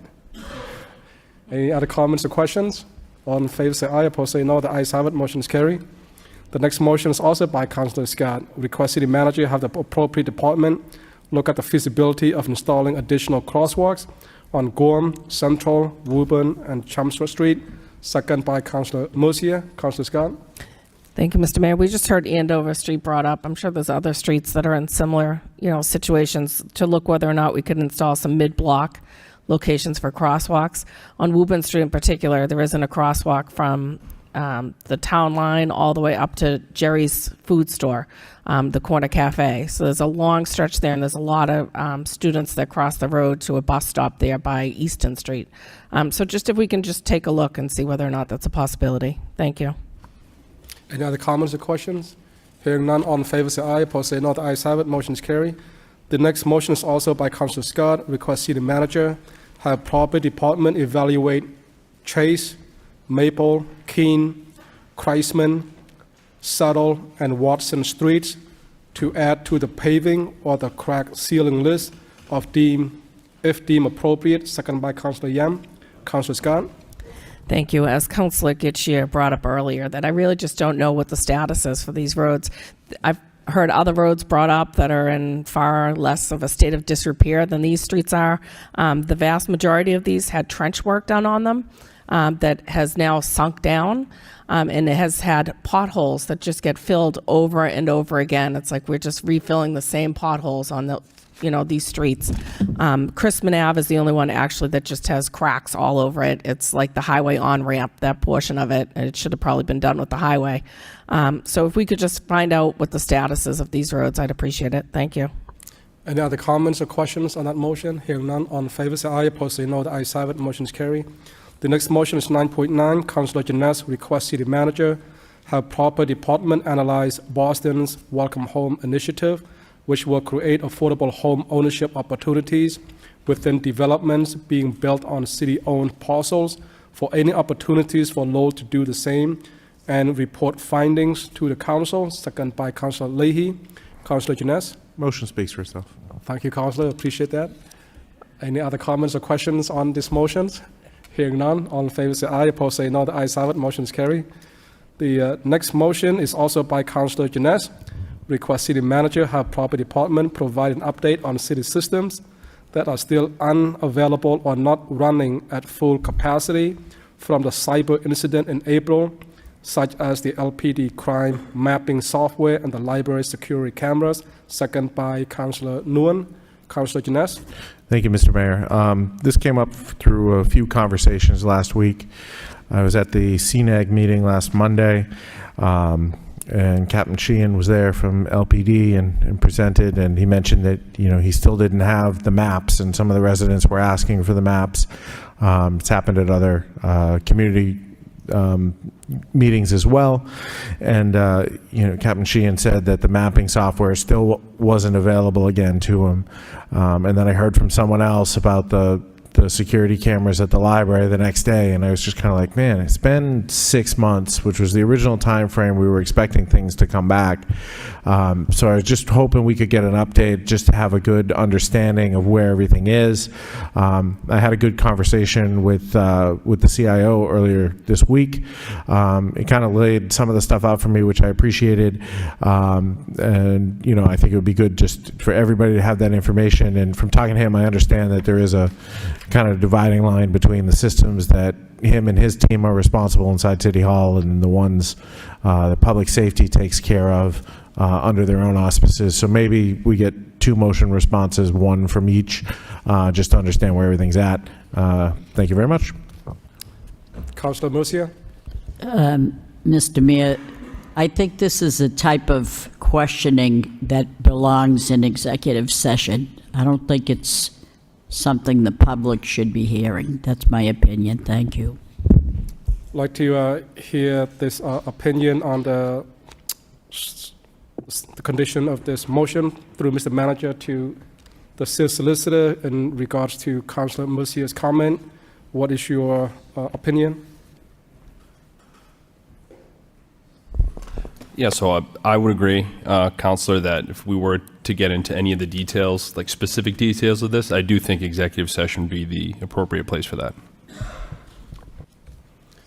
To the maker of the motion, and we did have who was the second one, Mr. Clerk? Councilor Nguyen. Councilor Nguyen. Councilor Janess, would this be something that maybe we could ask the managers to address this in executive session? I'm fine if they would like to present a detailed report in an executive session. That's fine by me. Okay. Councilor Gishia? I don't know that the council needs that much of a detailed report. I think we're just asking when they're going to be up and running. We don't need to get into, you know, the whole background. So I won't be supporting going into executive session. Mr. Manager, you eventually have to bring up this the report back. Is this something that you would provide a report that would not really go into detail, that we could discuss in the public, and then if it gets too deep, somebody can make a refer to executive session after report? Would that be a possibility? That would be possible, Mr. Mayor. It would be a very brief and general overrun of what's happening. That would be fine. Okay. Councilor Murcia, you still request it, or should you want me to do a roll call? Or would you be okay with a generic? This is a very touchy subject, and I don't think it's one that we should air out our information about. I don't really believe that we should. Yes, I'll take a roll call. This belongs in executive session. That's my opinion. Yeah. Councilor Rook? Yeah. We're not talking about filling potholes. We're talking about security, cyber attacks. That's my opinion. Maybe I'm wrong, but I'd be willing to ask my colleagues if we could just get a brief something or other in executive session. That's all. I don't think it warrants, you know, you make it public when you give it to us. Maybe people shouldn't be knowing this. I don't know. Councilor Rook? Thank you, Mr. Mayor. I would just make the suggestion that when the report is complete, if the city solicitor believes that it should be an executive session, great. If he thinks that it can be on the council floor, I'm fine with that too. Right, I think we'll take a roll call. Was it to make a motion? We've got a second. Mr. Clerk, roll call, please. So, I'm sorry. Again, the suggestion, I think that we only have the report yet. If the report contains pertinent information that should be held in an executive session, that would be the recommendation. If it's something that's generalized, like, other councils have said, that can be released regularly, then we should go with that. I think we should just rely on a solicitor, because that's his job. So it sounds like you're making I don't want to force a solicitor to doing something that he doesn't think is right or wrong. Right. Request to amend the make of the motion? I'm just throwing a suggestion out there that if it's okay, if the information that comes back in the report belongs in executive session, on any report, then that would be the recommendation. If he's satisfied that can be out in public and it's just a couple of things here and there, then that's fine. I don't think we should be deciding on whether it goes in an executive session or not. That's the solicitor's job. Okay. So if I understand this correctly, and so if the report come back once the manager provides it, so the request of the amendment is to have the solicitor review the report before it's presented to the council, and it may go to the executive session before it's even provided to the council and chamber. Would you accept that amendment? I guess I don't understand why we need to amend the motion at all. It's just a request for a report, and if they decide it should be an executive session, it should be an executive session. Sure. Right. Unless somebody feels differently, I just don't understand the need for a roll call on a request for a report. Can we move the motion?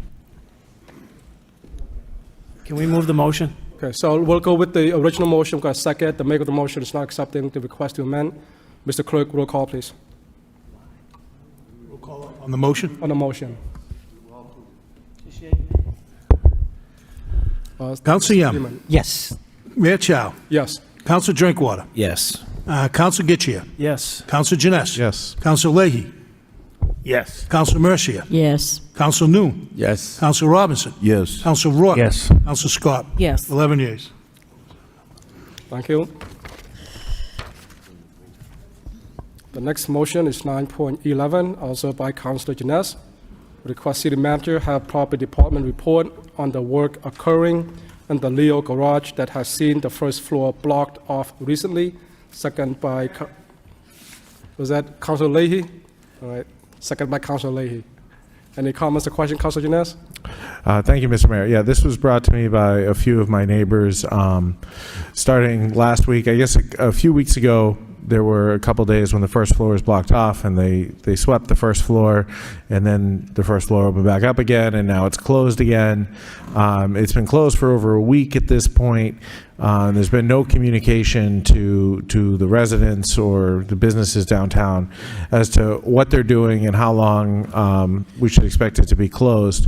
And the reason this is an issue is, the first floor was where most of the disabled parking spaces are. So the residents who are relying on those disabled spaces now have to go in and out. One of my neighbors, he can't do stairs at all due to a heart condition. So this is really putting a damper on his ability to get in and out and move around. And the second reason is all of the electric vehicle chargers in the garage are on the first floor. So anybody who owns an electric vehicle and is dependent on the garage to be able to charge it at night currently can't charge their vehicle, so they have to make alternate plans, and they don't know how long it's going to be inaccessible for. So just looking to step up the communication here from Laz, just so people understand what's going on. That's all. Thank you. Any other comments or questions on this one? Councilor Yam? Just a quick one, Mr. Mayor. We talked about the charger, electric car charger in the garage for free. And this past weekend, I happened to be in conversation with one of the residents in downtown Lowell, and he was bragging about he charged his Tesla, for free in one of the garage. He said, I probably rack up about $80,000 worth of electricity charging his Tesla. I didn't say anything. I didn't say who I am, but this is something that we need to look at, and we can't afford to give away electricity. Someone has to pay for that. Thank you.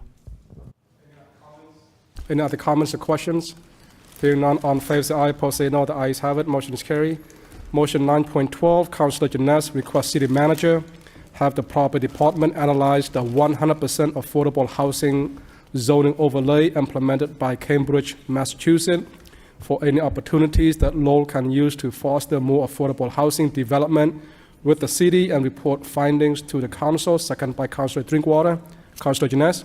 Your favorite 4 words, motion speaks for itself. That's an excellent, you're right, that's many words. Thank you, Councilor. Any other comments or questions? All in favor say aye, opposed say no. The ayes have it, motion is carried. We already have taken up motion 9.13.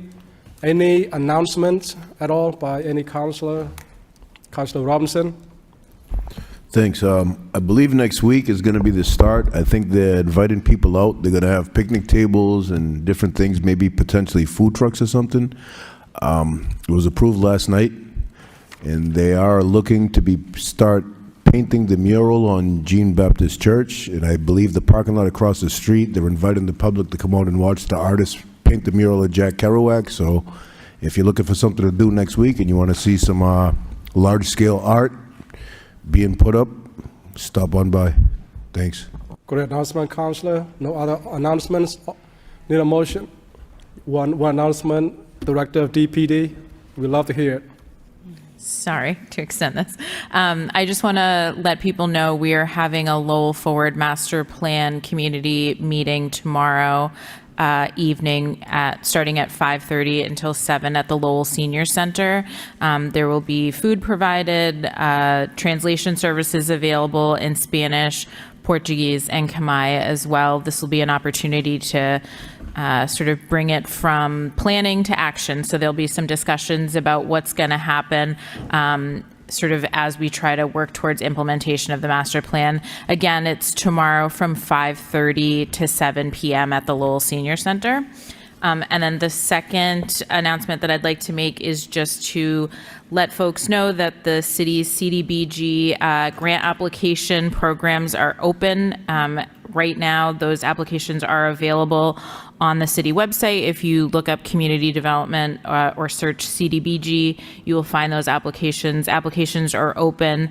Currently, we're asking people to submit applications. Our preferred method is online. Again, you can find all of this information on the city website. Applications are due on November 17th, which is a Friday, by 11:30 a.m. Those applications are if they're received in hard copy or time stamped, and we cannot accept late applications. So again, CDBG applications are open and are due on November 17th at 11:30 a.m. Thank you. Any other announcement? No, just a quick question on the CDBG application. Do they have to bring it in person to DPD to have it stamped, not electronically submitted or email it, things like that, right? This year we are accepting them electronically, so people can email them in, and that information is available online. If somebody wants to bring it in hard copy, they do have to bring it into DPD. Anybody that accepts it in the department can timestamp it. Awesome, thank you. No other announcements. Need a motion to adjourn by Councilor Murcia, second by Councilor Kishia. All in favor say aye, opposed say no. The ayes have it, motion is carried. I would like to thank everyone who's watching from home. Have a good night.